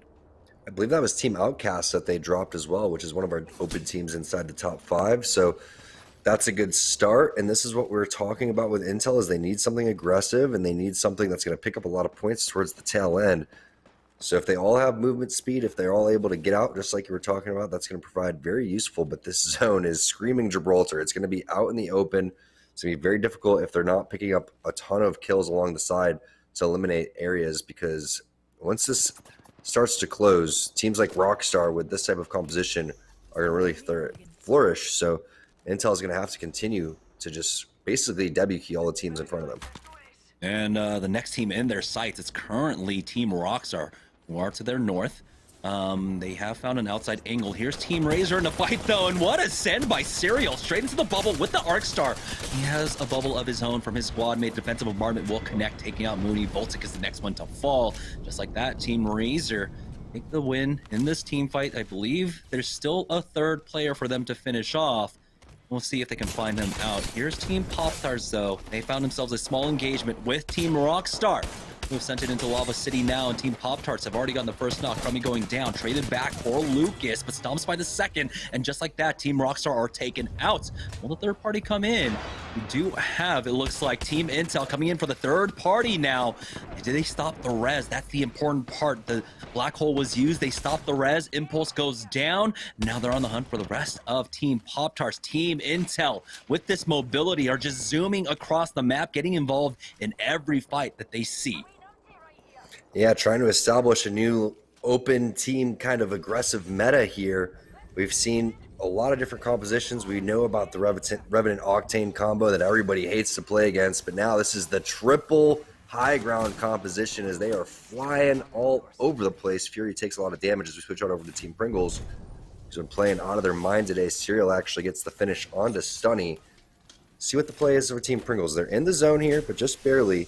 We have to watch their back and also watch the side over here as they continue to get Bloodhound scanned.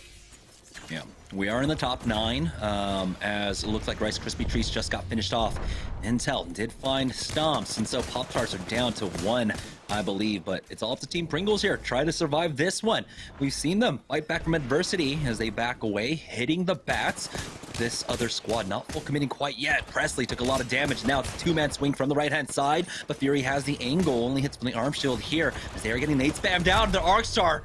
Oh boy, they're just too many nades, and he will fall. They do trade back 1 for 1, though, as 6XZs are trying to get super aggressive off of this one. Defensive bombardment's going to be used on Team Pringles as well, as it looks like they will have to give up on Fury for the time being.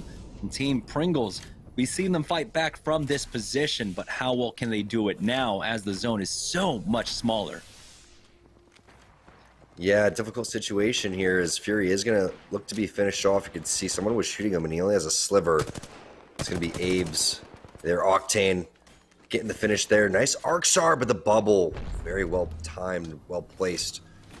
Now that means Team Pringles is going to have to bail. I don't think they're going to have any miraculous plays like the previous game. Jamerson, it looks like Fury is going to be out on this one.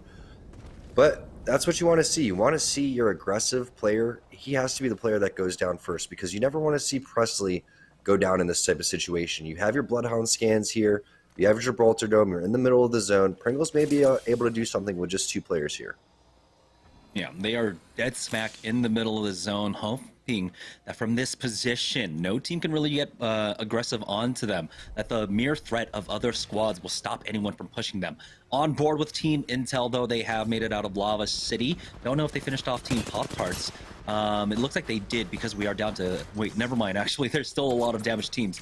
But they do have a squad ahead of them inside the train tunnel, so they are not...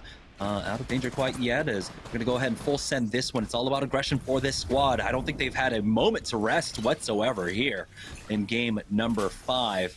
They have a number of kills under their belt. They should have like 4, I believe. But the bubble has been used, and with that, they're going to go ahead and push forward now. No scans for them, so it's just going to be a blind push out as it looks like the team is getting pinched. Team Razor on the outside of this cave. Now, Team Intel have to decide, do we want to run straight into Team Intel, or do we just kind of maybe back off? Because they do have options for rotates. Right now, Razor is in the open, fending off 2 different teams here, and they're realizing the situation. They have to start finding their way over towards this geyser and take this fight. When they do that, Team Intel has the opportunity to go for the third party, but with Team Intel's team composition, the problem is they can't come out into the open right here. They have to wait, and Razor is going to continue to send it over here. They are playing over towards the bottom of the zip line, and they all want to make their way up top, but they have to wait for Zeratricky to come as well, so they have the bubble to work with. Zeratricky actually flanks over towards the side. Shots being laid down by Serial. They're maneuvering fairly well here, even though that they're split up. It looks like Zeratricky does have the advantage here. He should be bubbling forward any second, and he does. Very well done and timed coming in as Serial comes in with the finish. There's a third party. Applejacks is going to be there. Intel is going to be there. Everybody on the partnered side is over towards this area, and it's going to be an absolute bloodbath. Yeah, Applejacks, though, do not overstep the bounds here as the defensive bombardment goes down. They'll be able to bubble that one up and stay safe. They're not too far away from the safety of the next ring, and so they are reprioritizing now, playing for the ring, playing for the top 3, top finish here. And they have the high ground position, a lot of cover to work with as well. The scans go down. You realize there is a duo ahead of them, but they're getting shot at from range from inside dome currently. Looks like they do want to finish off this duo that is ahead of them. Wondering, though, what is going on with Team Razor right now, if they were able to recover, if where Team Intel are rotating in from as well. Zone 4 closing in. Nade spams out from Applejacks. Dupe is watching the north currently, and yeah, that is good for them to reprioritize Team Razor, who were able to get up their third, and now moving in. Mr. Hackula putting a lot of attention towards the center of the zone, though, but they do have to worry about their north. Find some cover. We'll see how safe this is for them. Team Razor take out Pringles. Ultimately, they were caught out.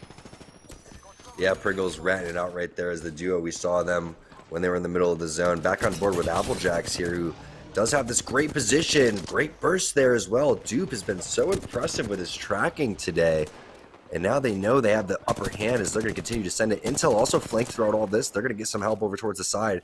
Getting the knock with a flatline as Panders onto Dupe. We knew he was fairly weak.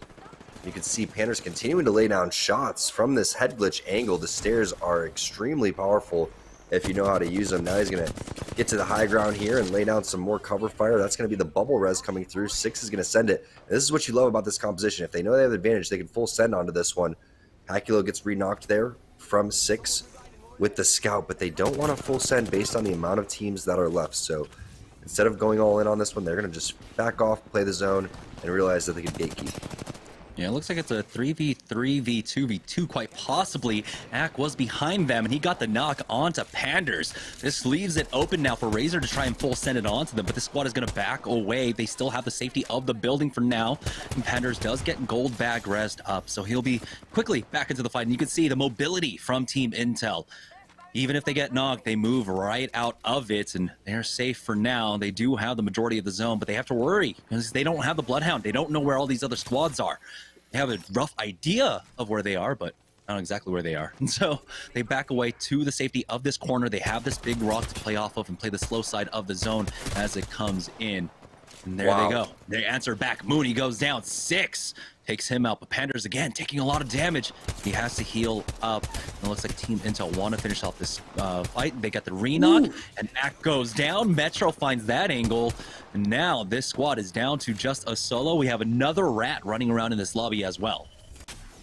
AMV, 2 players down. It looks like they are going to get the finish onto Voltic over towards the side. That's Zeratricky helping out from Team Razor, but it's just weird when you're on Team Intel's side. You look at the map differently when you have all 3 high ground legends, and you can see 6 is playing and calling things out that he wasn't typically seeing as Octane or Wraith. So it's awesome to see this little change is starting to pay off for them, and most likely they're going to go with this type of composition into game number 6, especially if they're able to finish this one. With great scout shots coming in from 6, you can see where the zone's going to be, and you have a lot of different options. You can play some zip lines here. You obviously have Horizon with her black hole. You have to take to the air, though, once the defensive bombardments come down, and you really hope that you have nades for when that black hole does go down. The big question here, though, even though it's a 3v3 for Intel versus Razor, is that rat. He can prove very troublesome, but never mind. Zeratricky is able to finish him off, so it's going to be a clean 3v3. Now with this zone pulling so close to the eggshell, it'll give Team Intel some cover to work off of as they move forward with the zone. We'll see. Again, Intel, a lot of movement. They can full set it onto this fight. If they see a bubble, if they smell that Team Razor are vulnerable, they can all three just full send it onto them. But it's all about who gets that big opening damage, and it looks like it's 6. Getting some great shots off with this G7 Scout. And there's the zip line that we were talking about. One player made his way over towards that right-hand side. They're going to need an initial bounce pad that's going to go down. And really what it comes down to is working around the black hole, just like we were talking about. That is the main AoE utility that they have right now. And once they do that, they're going to have to full send. It's also up to Zeratricky to lay down an awesome defensive bombardment. There's a defensive bombardment right there. While that comes down, they're also going to be bubbling as well because Team Razor is directly in the middle. So there it is. 6 is going to take to the sky. You can see Panthers again takes initial damage, but they want to play the opposite side of the eggshell here. Now the defensive environment's down, they can just take this straight up 3v3. There's the black hole. Yeah, they are trying to back away from it right now. They do clear it. It's going to be, looks like a trade, but Team Razor are the one that full send it, and their AoE is just too strong. They take that win. Team Razor take game number 5. Yeah, you could just tell they were a little underconfident to advance with a bubble. Plus in 1 versus 1s, Gibraltar just has a huge advantage. So if he could go and actually send it, the best time to send it throughout all of that was right in the beginning after they finished off that rat. 6 hit him with an immediate 80 burst. They could have went in all in on that one. They needed a jump pad to go down. Eventually, it's just too predictable. Once you allow Zeratricky to create a plan, he's going to make a plan. That's exactly what they did. They got a lot of damage onto Panders. They took the advantage. They laid the bubble down, and they were able to win that fight. But still, it's nice to see Intel start to get some momentum. Yeah, well, congratulations, Team Razor, for taking game number 5. We're going to take a short break, but when we get back, we'll have our final game of the evening for Series E after this. So I primarily play Wraith for Intel on the IGL for the team. So typically I'm trying to look to get people in the right position. Obviously portaling and whatnot is very important. Being able to play kind of like a lurker, being able to look for the openings for team fights. Alliance, who are in the 3rd place position, who need to pick up a lot of kills. Team Intel here on the south side of Sorting Factory. They got the first knock onto Xenox. So now Sentinels, again, playing with another man down. They've been bleeding out. I wouldn't be surprised if damage on the players running away, but great job. Really nice teamwork coming in from Team Intel right now. Again, just no fear pushing forward on the rest of these players because they know they're weak. And to do so, like, honestly, I just always prefer either like a wingman or a 301 for my primary to try to look for those big trades, try to catch people on bad angles or just trying to catch somebody on like a peak. Those weapons are excellent at doing that while being on the front line. And then a secondary, just having a shotgun, so when we bub up on somebody, we can just like instantly knock somebody and use that momentum off the crack to move forward. Find the Intel products you need at walmart.com/esportsarena. This is 6. I play Apex Legends for Team Intel, and you're watching Intel Week. Imagine you love frosting and filling. I do love frosting and filling. Oh, well, imagine if there was a way to enjoy that delicious goodness anywhere, anytime, out of the toaster, out of the box, out of one of those baggy thingies, with nothing but a thin layer of foil between you and... Pasta. Yes, Curtis. This is a commercial about pasta. I love it. Frosting and filling for your pasta. I like pesto. I wasn't born in the spotlight. Nah. Had to grind to shine like a star on a hot night. And something about the struggle now resides in my muscles. And every trial and trouble helped to hang my hustle. Real rock stars don't chase the spotlight. It chases them.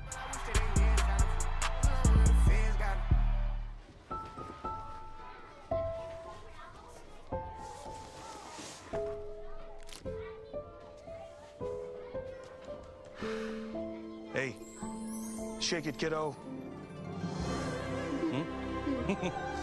Love Dad. Whoa.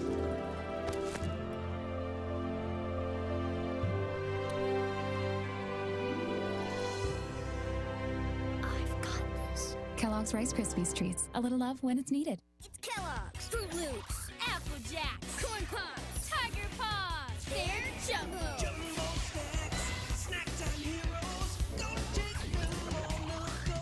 Eat your cereal, magnified, showing up for snacking time.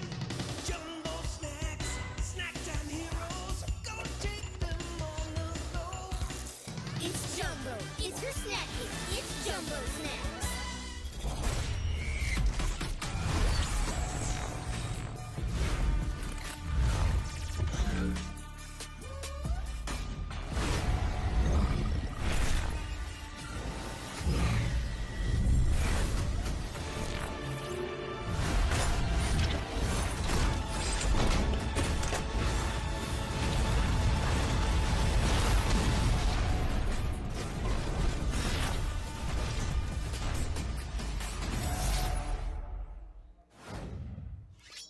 All right, ladies and gentlemen, welcome back to Intel Week here on Series E. I am your host, Yeso, and last game was an absolute banger, getting into that final two with Team Intel and Team Razor. Both squads fragging out like crazy, and Team Razor comes out on top. They had kind of slumped there after winning that first game of the day, but they may have grabbed the top spot on that Mobile One leaderboard after game number 5. We'll check that out after our next break here, but I got post-game stats for you guys, so let's check out how things shook out there in game number 5. And of course, Zera Tricky leading the way not only as IGL, but in the kill leader spot. 8 kills for Zera Tricky there.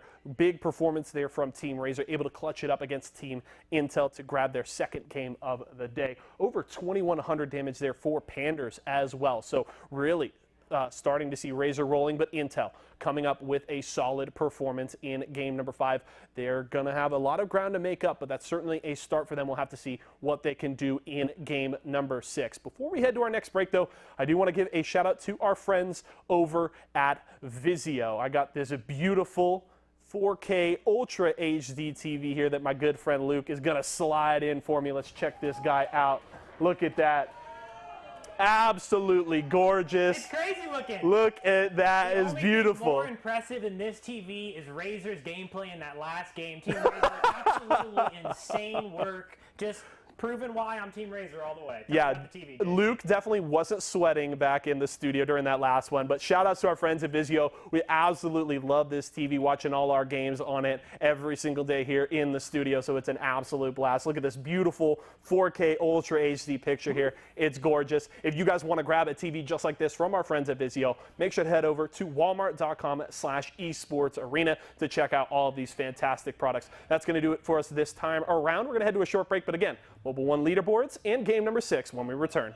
Team Razor! I play Bloodhound, and I usually look for like a shotgun because we're usually playing Gibby as well, so we like bubble fighting. So a shotgun and R9 or a 301 is usually one of my go-to weapons. Maybe he finds a replicator to try and get a mobile respawn beacon, but here's Team Intel pushing up, getting the re-knock as well. We like to play for the center circle, but if that's not an option, we can play the edge, and we're really good at working our way in on the edge. Find your favorite Intel products on walmart.com/esportsarena. I'm Panders, and I play Apex Legends for Team Intel, and you're watching Intel Week. I play Gibraltar for my team, which is a support character. So he has the tactical ability of throwing Dome Shield, which gives you 12 seconds of a bubble. In a 1v1 situation, and they were able to come out on top. Intel now making the push, though. They already got the first knock onto Exotic. 88, and now he smells blood in the water. It's a 1-for-1 exchange, but it's a knock inside. They're going in. As Aves is trying to hold that door for his squad, but he's facing off against Gibraltar. He will fall down. It's down to a 2v1. Duplex has no AHP left and will back away to hit up that back. For Gibraltar, the guns I like to run are usually medium to long range, and then a close range such as a shotgun, or in some cases it can even be a Volt. Long range is really good because you have gun shield, so you can farm damage for your team and also get picks and kills and KP off of longer range fights that are happening. And then you have the short range power to back it up for when you fight in the bubble. Find your favorite Intel products on walmart.com/esportsarena. Yo, what's up? It's Intel Panders, and this is my Intel tips and tricks. I'll do double zipping and zip juggling. When you're walking up to the zip line, just hold X, and then as soon as you hit that, you double jump A, and then that'll be a super jump for controller. And then also for zip juggling, you just want to hold X and then jump off and then look back towards the zip, and you should be able to grab onto it while holding X, and then you just repeat that process back and forth. And that's how you zip juggle on controller. Honestly, it just looks flashy. That's why I do it. But I guess if you're going up, like upwards towards an enemy through a building, zip juggling is pretty nice to be able, because they're not going to be able to hit you as easy. Find your favorite Intel products on walmart.com/esports arena. I'm Panders, and I play Apex Legends for Team Intel, and you're watching Intel Week. Hey, what's up? This is Intel 6. This is my tips and tricks. Today, we're going to discuss bunny hop healing. It's a big thing that's like really important for being able to get away, being able to reset in situations where you have somebody hunting you down, and you're trying to make an outplay, maybe you just knock somebody and you have to reset. What I recommend doing first before actually like learning how to bunny hop heal is binding a secondary mouse function to your scroll wheel. Most people use down because it's much more comfortable than scrolling upwards. It's not something that you can spam. What it does is it creates like a lot of micro inputs where jump is used several times in succession, and the reason that's important is because in Apex there's a lot of like inconsistent terrain, so you have to have perfect jump timing when you're hitting the ground, and because the inconsistent terrain, it's hard to be accurate on every input. You can definitely do it, and I've done it for a long time with just spacebar, but if you want to be consistent in those situations where you're getting just absolutely rushed, you need the scroll wheel. Honestly, just makes it more consistent. So that's why you do it. After that, it's just kind of understanding momentum in this game. Everything in Apex is based around momentum. A lot of your movement techs are all going to be based around maintaining momentum. So what you're looking for is you're trying to get that run speed, which is that second tier of speed where you can slide. You're then going to alternate A and B while hitting that scroll wheel and holding crouch. And you're trying to get that nice, like, almost 90-degree sweep, maybe a little bit more, in between each A and D function, so that way you can keep that swinging momentum to keep your speed high while you're healing. As soon as you slide, you can instantly initiate the heal. After that, it's just keeping your momentum up with the swing. That's pretty much about it. Find the Intel products you need at walmart.com/esports arena. This is 6. I play Apex Legends for Team Intel, and you're watching Intel Week. Cheez-It snapped. How's it taste? It's so thin, crispy, and cheesy. And I just want to keep eating it. And eating it. They love them. Snapped. So good we may run out of cheese. It's fruit refreshing, refreshingly sweet, but without sugar, 0 calorie treat. They're all our top fresh flavored splash. It's fruit freshing. Welcome back, guys, to SeriesE. We're about to head into the final game of the evening for the night. So let's take a look at the Mobile One leaderboard to see who is currently sitting atop all of our 20 teams right now. As we did have a lot of teams taking wins back and forth. It's going to be Team Razor, who are now in the lead with 68 points overall, and they have a pretty comfortable one, 11 points above our second-place team, Team Pringles. Yeah, and Pringles has been pretty dominant today, so it's surprising to me that Razor is actually up there and AMV is not too far behind him. So we'll see who can actually take this game. Applejacks, they have to have a huge game. Lonely Fans as well. Pop-Tarts, not quite sure if they can catch up, and you got to give credit to Outcast Gaming, one of our open teams that's really impressed me today. Intel making their way on the left-hand side of the leaderboard. Stoked to see them do that. A lot of the teams, only team on that right-hand side, Nestle Pure Life and Team Rice Krispie Treats, see if they can catch up to Team Cheez-It. And keep in mind, there's a cumulative points. These actually really, really matter for the long term. So the fact that a lot of these open teams are coming in and soaking up these points has to hurt for our priority teams.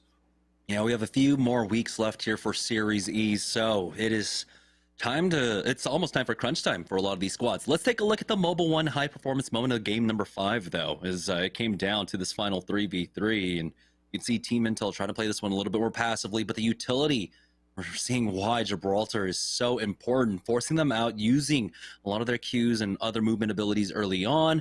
And then, of course, it's just the full send. They've got the they've got the black hole being used, but really getting no value off of it. That bubble just cutting it all off and isolating these fights out and just keeping them stuck in the corner there. So great job, Team Razor, who have had, I would say, a pretty difficult 5 games in a row. We've had 4 circles out of the 5 ending down here on the south side, and they are a team that come all the way from the north, from Skyhook, Tom. Yeah, but it gives them opportunities to take fights on the outside with their aggressive team composition. And that fight was fairly close, but you see Serial comes through with the Spitfire. They're there to answer right back after the initial knock comes through, and it's a fair 2v2. What they're most worried about, obviously, when you take a look at this clip, you see the high ground. They're worried that the zip line is going to go a little bit too high and they could get over towards the top of the eggshell, but that's not the case. And also with the black hole, it really wasn't placed a little bit further over towards the side with a couple of grenades would have proved very useful, but they ended up taking the aggression to them on the Razor side once they felt confident, and the Bloodhound scans are huge too. So once you get that initial burst, in my opinion, from 6, you get that 80, that's when you full send. I think the aggression allows them not to use the defensive bombardment and bubble how they would like to. You could answer with the black hole too. I think that they're just a little slow on that one, and then they could have answered right back. All right, here we go. Heading into game number 6, joining aboard with Team Razor, the flight path. Pretty much straight down the center of the map, but it doesn't matter for Team Razor. Like you said, a little bit later on the rotates, they live on the edge because they take their time over at Skyhook to get absolutely looted up. If they don't leave Skyhook without double gold armors, that's when you know it's bad loot for them, as they will be able to take trials, and they've been able to do it almost week in, week out, nearly uncontested every time. We are starting this game off, it looks like, with 18 teams, though, so unfortunately that 2 teams decided to drop out for the final game of the evening. Yeah, I don't think Team Razor is going to care too much. They're focused on getting over here and warming their shots up, and that's perfect for going on over towards the trials area. We'll see what happens with the 50-50s that have been taking place, too, but you can expect an extremely fast-paced game number 6. We may even see some different team changes, some different compositions coming through, just like how Intel was making some adjustments going into game number 5. I think some other teams may do the same, maybe some Revenant Octane compositions, maybe some Crypto Caustics if teams are really trying to slow it down and get a dub, try out different things. And Serial, he's been the one to get this trials thing started, and it looks like he's going to do that again. Yeah, I think it's pretty good for the Octane to be able to take it. If he does take flesh damage to the Prowlers, of course, he'll passively heal that one up so they're not committing too many resources into this one, and you should be able to just do this one for free. I mean, it's been 5 games in a row now for them, and they have a lot of loot. So with 2 minutes to go before the ring closes, be a great time to take a look at the ring.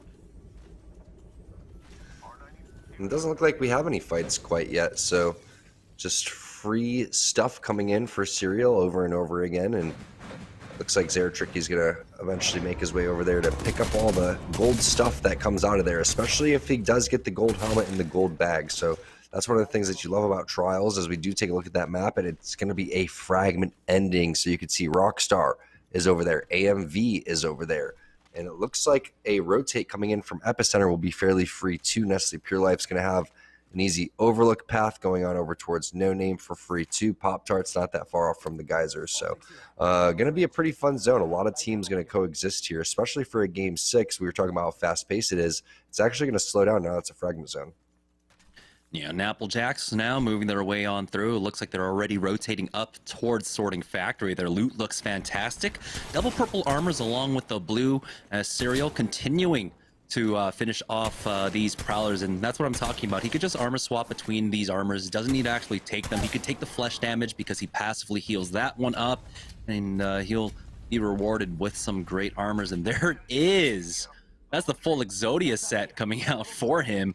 Gold bag, gold armor along with the gold helmet. So Team Razor set up for success to finish this one all off strong in game number 6. That's why they go over there. They're going to continue to just play the edge and love what they see. And I wouldn't be surprised if they make their way over towards High Epicenter, over towards the hill, and take the high ground overlooking towards the fragment side. That really feels like that should be a good rotation for them. And I don't think any other teams are going to be interested in taking that spot, because I feel like the teams that are Epicenter are going to take a building instead. So that should be fairly free for them as we see what's going on with Team Pop-Tarts. Stomps actually takes a lot of damage. Impulse going to have to pop a battery as well. Beast of the Hunt already in hand too, so the scans are coming out fairly fast. That's going to give good information on over to Lucas. He's going to get counter scanned. Arcstar in hand too. This team can dip out over towards the bottom if they absolutely need to, but they seem to have really good shots onto this high ground. Yeah, more than likely Nestle that were rotating out from Overlook. They had one caught out, but was not able to get the damage. He does have someone isolated, but it's going to be a 1-for-1 exchange. Lucas goes down. It's all up to Impulse here, but he gets lost in the sauce, and Nestle will put a stop to Team Pop-Tarts, giving them some retribution from game number 5 now, but it's Rockstar in a fight over here at Frag East. The bubbles have been used by either side. You see the Crypto there. Being able to have an EMP early on does punish him as Scissors is dropped down low. He will go down. He does trade away at the very least, allowing Oi Senpai to come back, bring this down to a 2v1, and Oi Senpai is chasing after him with that massive, hits massively, but Crummy needs to finish it off. Down to the 1v1 up against this Crypto here as he tries to chase him down. Where has he gone? Crummy does have a lot of HP behind it, hits for the flesh, and he'll finish him off. That's going to be defeated and company going down. So AMV are out. Their chances to fight for second are gone. I believe that could be Outcasts, actually. If I'm not mistaken. Oh, yeah. Nestle splashed, though, over towards the side. Ronnie, after that, Ronnie did so much damage in that previous fight, and he's going to do it again with Bambino and Draco's helping out this time. He's going to hit that Phoenix kit. Ronnie is popping off. Nestle splash. 2 really, really good back-to-back fights there. And the fighting doesn't stop now as Applejacks looks like they're getting into a little bit of a skirmish. They have ultimate high ground on this team. Do get hit with a little bit of defensive bombardment. It's going to cloud their vision and slow them down temporarily. Dupe is aware of the third party with the rest of the team. So, unfortunately for them, because the scans are coming through, they're going to have to back off. But 3 teams already eliminated. We started this one off with 18. 15 teams still in this one as Rolders is taking a lot of damage. The scans are coming through all over the place. I'm not sure if this is a Beast of the Hunt or if there's just that many Bloodhounds in the vicinity, and now they're training out resources. A lot of ground to make up. More fighting happening over towards the side here, as this is kind of where the zone is going to pull. Oso rated takes out the wingman, not able to connect. This is going to be Voltic, and I think this is the AMV squad that you were talking about, Jameson. Yeah, and they are pushing in. They'd have traded away, but that Fruit Ninja drops to the low, and he will get taken out. Team Razor making their way out of Skyhook now, chasing down this Gibraltar. Papa Milk Dud will fall, and now they'll have 2 there as well. And they just need to find the third player, and Team Razor picking up these kills are so important for them. They had an 11-point lead over the second place squad. This helps them keep a great buffer now. We've also hit placement point territory as well as RKT tries to come in for the third party in this fight over at Frag East. Taking a lot of damage. Stunny drop down low. Great turn onto this player as they take out 1, and Stunny answers back, taking out Arsenic, but they have to be careful. As you can see, a lot of teams still in the area. The zone is ending here. They're getting peeked by someone else inside the stairwell as GS Bird gonna throw up that knock shield for him that's gonna allow Stunny to get the knock onto Oi Senpai, and it looks like Rockstar might be getting punished on this one. Here comes the push out. P-Fitter falls, and Stunny now with almost no HP left. Rockstar will finish them off. Now it looks like Nestle Pure Life is in the vicinity. Ronnie with the burst. He's heating up as the series is going on. The shots are looking phenomenal. The finish coming through perfectly onto Senpai, but Bambino eats it from Crummy's EVA 8. The finish does come through, though. And it looks like res possibly going to happen on Bambino anytime, but it looks like the third party is coming through, and Rat Boy Ronnie is in full effect. Yeah, Dracos is able to escape as well, and this is going to be difficult for Nestle to try and come back to grab Bambino's banner. You have to imagine 6xZs can just stay and hold that position for some time now. As we join on board with Team Razor, they've got another squad. The scan does go down, but the Thermite will go ahead and stop them in their tracks, and they'll just back away. Team Razor have nothing to really gain from an engagement here, as they are currently in the lead right now. It's all about surviving, making sure you keep up pace in terms of placement points more than anything else. with the rest of the lobby to secure that win. A comfortable 11-point lead over our second place squad right now. Team SeriesE, though, inside Sorting Factory. They've got Applejacks on the other side, and this is what I was wondering. Was it SeriesE going in with the late rotate, as Dupe gets caught by that black hole, pulled back on in, but he's got plenty of cover, and he is safe as the rest of his team's trying to heal up now. Bubble will be utilized as well to allow him to go for a wider peak there. Team SeriesE going now, full sending it onto him. It's gonna be Applejacks to get the first knock. It's traded back though as Murdog picks that one up. Down to a 2v2 in Applejacks' favor, is now down to a 1v1 Rolders. But here's Team Pringles with the third party as Applejacks finish that one off. And it's gonna be Team Pringles that ultimately win out the fight here in Sorting Factory.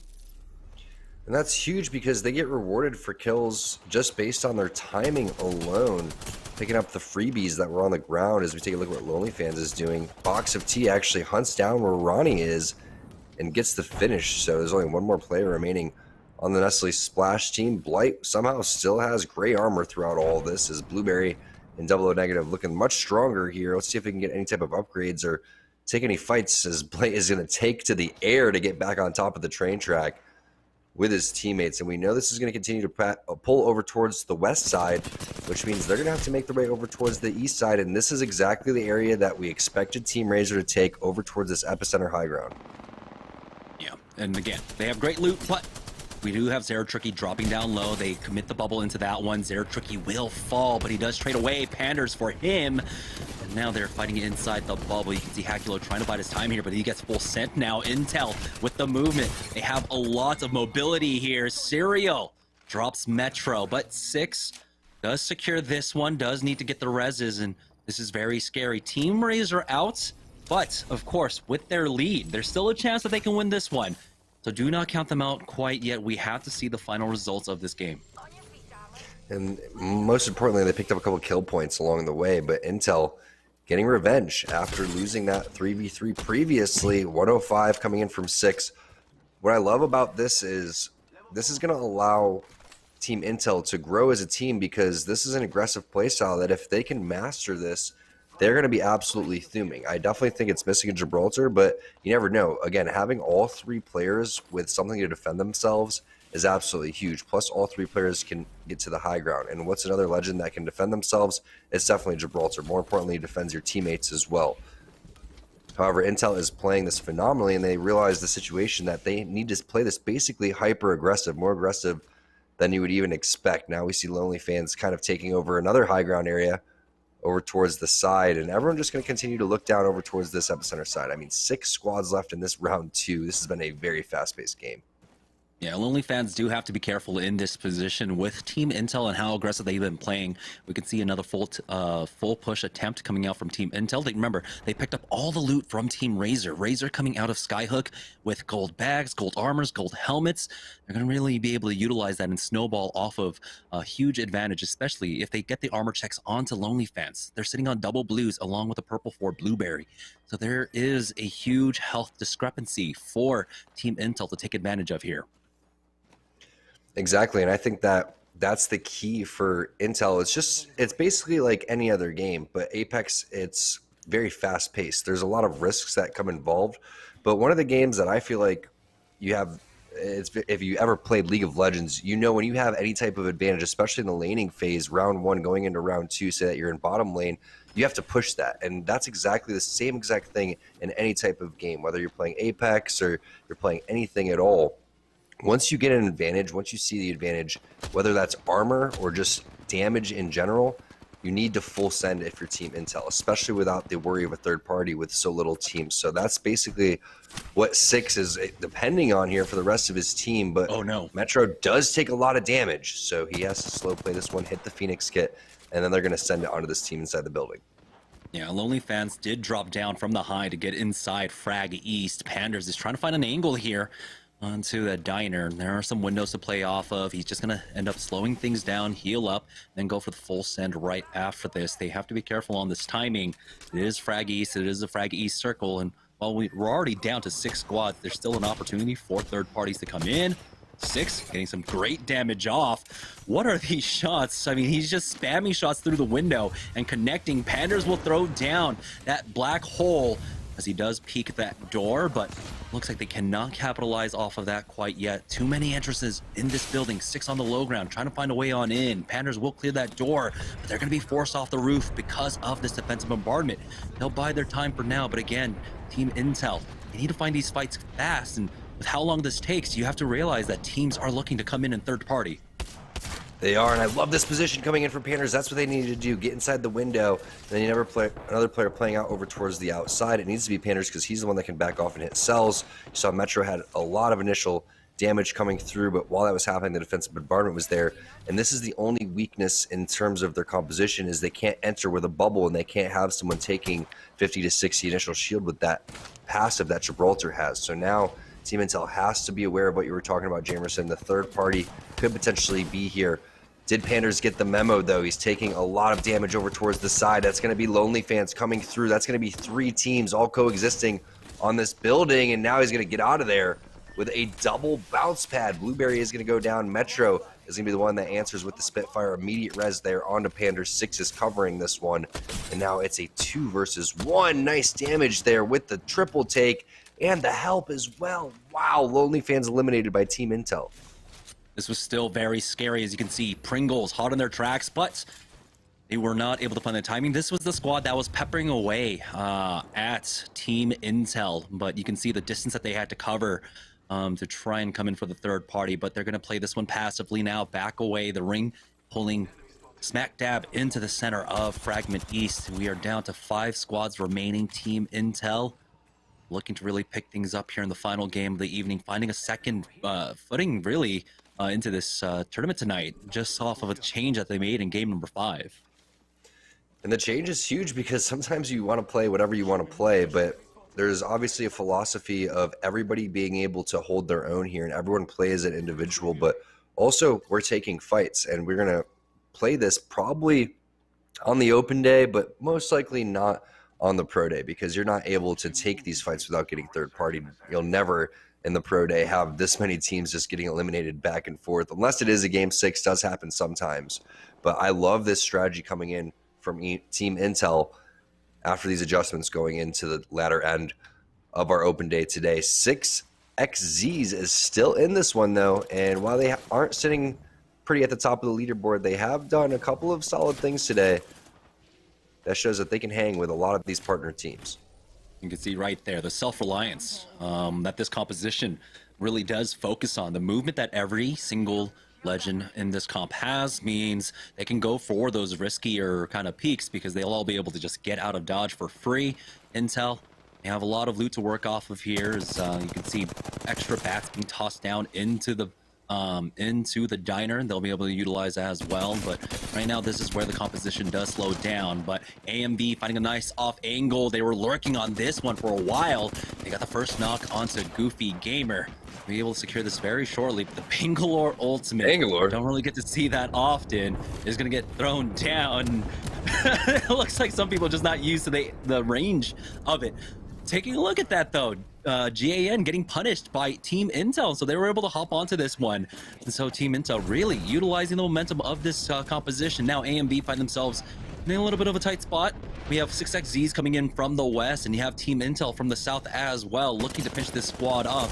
But Maze gets some decent damage off with that R99, continuing to lay on the pressure onto this squad with the bubble forward. He's underneath, should be able to find some decent damage here.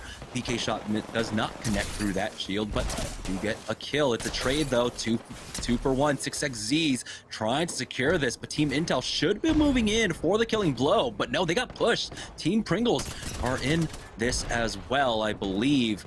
Inside the diner, you have the defensive bombardment, so all the fighting is going to be taking place inside on the second floor as they lose out on one. Here comes 6 with the flank, and he's all lost out, maybe on Panders as well. Team Pringles making the push out onto Panders. 6 not able to connect with the EVA 8 shots, does get that knock. But now he's dropped down to about 130 HP, and this is going to mean 6XZs coming in for the finish here, as they know they saw the trades, but Team Intel will be able to secure top 2 at the very least. 6 now left down in a 1v3, getting hunted down, and Team Intel, they had a pretty crazy game number 6. They got a lot of kills, but they won't be able to finish it off. It's 6XZs taking the 6th game of the evening. And we're talking about they do have what it takes to hang with the pro teams and the partner teams that we have here, and they do with the W at the very end here in game number 6. Great job by our open teams today, and great job by Team Intel during Intel Week. But we have to find out if Team Razor is going to have enough points after having the lead and being taken out early in that game to win. Yeah, that's right. They had an 11-point lead over the second-place squad heading into this game. They had maybe 4 or 5 points accumulated throughout this game as well. So was it enough to secure the first-place position? We're going to have to take one last break, and when we get back, we'll be able to announce the winners of tonight's Series E right after this. Hey, what's up? I'm Six, and whether you're a streamer, content creator, or competitor like me, Intel has what it takes to get the job done. Around barely shortly here, as a lot of utilities being tossed into them. They turn around for that Bloodhound, not able to get the knock onto him, but did a lot of damage. But Metro going out, he gets peeked by the man on the roof. That's going to be NPL. It's a 1-for-1 exchange, but Six is able to secure. Find the Intel products you need at walmart.com/esportsarena. This is Six. I play Apex Legends for Team Intel, and you're watching Intel Week. Hey, I'm Metro from Team Intel. I use an i7 in my gaming setup. And thanks to Intel, I never have to choose between speed or performance. I get both. Six is forced to bat up as well to peek out from this squad, and that's going to be Uzako going down. Panders had the PK in the back pocket, picking that one up. It's the 3v2, and they need to hurry up and clean up this fight. Zone's closing in 5 more seconds. Another nade down. Metro picks up one more. Find your favorite Intel products on walmart.com/esportsarena.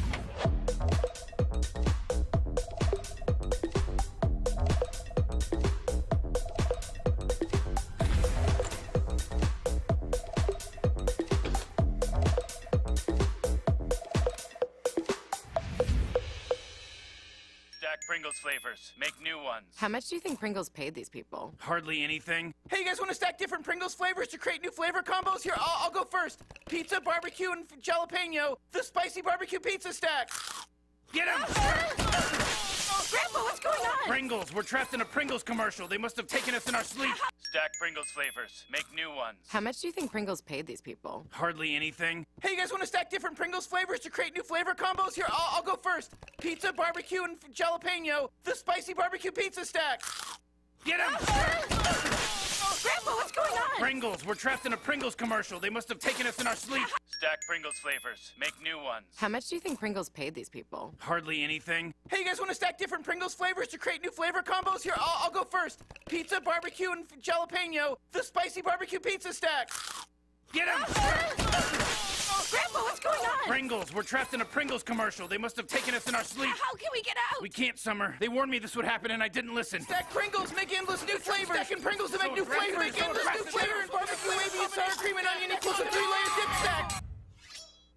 What's going on, ladies and gentlemen? Yeso back here in the esports arena, Orange County studio. 6 games done. What a way to start off Intel week here at Series E. Team Intel getting into the top 2 in their final 2 games, and they actually got 11 more kills into that final game, closing with a total of 32. So if you guys were in Twitch chat, I did gift a couple more subs there. So shout outs to Team Intel for helping me give back to the esports arena community. Shout outs to all of you for being here on the day. Hope you enjoyed the broadcast. Now let's check out our post-game stats here for our final game of the day.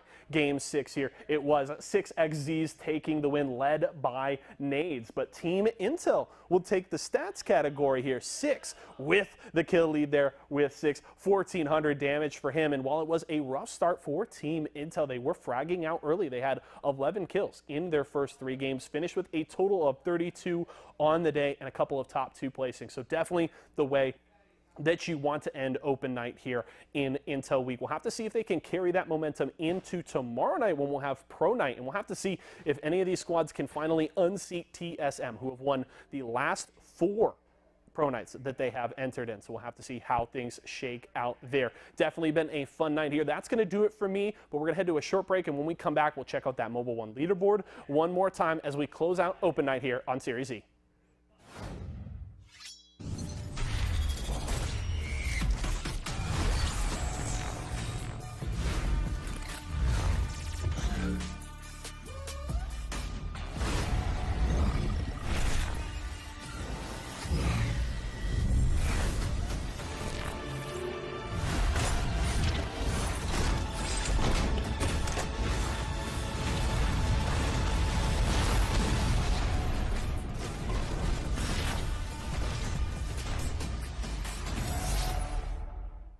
Hey, what's up? I'm Panders from Team Intel, and I use an i9 in my gaming setup.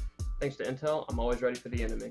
Or blocked as Metro tries to push on in. Thermite is down. No one has been cleared quite yet. It's going to be the full push. Panda's getting the first knock. 90's to go down next, and that's just going to be the clean wipe. There's only one left remaining here, as Metro was the only one that took damage throughout all of this. And so Team Intel. Find your favorite Intel products on walmart.com/esports arena. I'm Panders, and I play Apex Legends for Team Intel, and you're watching Intel Week.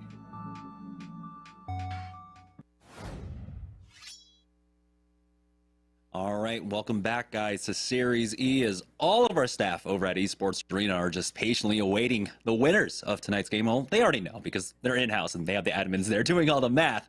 But that's a great look at all the production staff that is involved when it comes to a show like this. So, of course, huge shout out to everyone involved behind the scenes. Now, let's go ahead and take a look at the Mobile One leaderboard to see who the winners are for tonight. Did Razor do enough? And they did. Team Pringles getting shut down in that team fight by Team Intel. Will be able to secure second place, though, but there was an opportunity for Team Pringles to try and take first place, but Team Razor, with those very crucial placement points and kills in the final game of the day, were able to clutch up and take the win, Tom. Yeah, congratulations to Team Razor and Team Pringles. But besides them, I think that AMV was extremely impressive. And then Team Intel, if they kept up that pace, what they did in game number 5 and game number 6, averaging almost 20, 25 points a game, they got almost all those 56 points just in game 5 or 6 alone. So congratulations for Team Intel during Team Intel week, starting to pick it up. Yeah, in fourth place there overall. Imagine if they had made that composition swap, the gameplay style swap in game number 3. They could have been in the lead, but of course, that's just all 2020 hindsight now. Team Intel in fourth place here during Intel week. We'll see if they can pick things up tomorrow when we head into our pro nights. But before we close out the show, let's take a look at the Mobile One high performance moment of game number 6, where there were many, and it was because Team Intel were firing on all cylinders all game long. Yeah, this is Team Intel pushing, I believe, Lonely fans inside the building while trying to avoid a third party from Pringles on the outside. Actually, this is when they pushed down over towards Pringles because there was so much fighting going on in this building. You can see the amount of damage Six is doing. He realizes the situation. I'm not even taking any damage here. When he falls back, he does a little armor check on himself, realizes that he has a huge advantage, thought this guy was going to clamber up, but instead he slides down, realizes that he doesn't have a chance to really win this unless he hits a battery off. But what a job by Six and Team Intel over towards the end. Unfortunately, for Team Pringles, they had to win that team fight. Not only that, they had to win probably this team fight immediately after that as well to have enough points to take down Team Razor, who was our Season 1 overall champions. So I can't wait to see what the cumulative leaderboard says when it's all said and done, because we still have a couple more weeks left in SeriesE Season 2. Yeah, Team Intel really playing spoiler up Team Pringles, but it is going to be that takes the win tonight, but they have to still prove their stuff tomorrow when we have our pro nights. 11 pro squads from North America and EMEA will be joining our 9 partner teams here for SeriesE. We'll have 6 games just like usual, and all the action is going to be starting a little bit earlier, 3 p.m. Pacific Standard Time. So set your watches for that. Make sure you have all of your alarms set so you can catch all of the 6 games that will be taking place. That's going to do it for us tonight, though. We will see you tomorrow. So for everyone out there, for everyone here at Esports Arena, for Tom and myself and all of our partner squad, thank you all for watching. We'll see you guys tomorrow.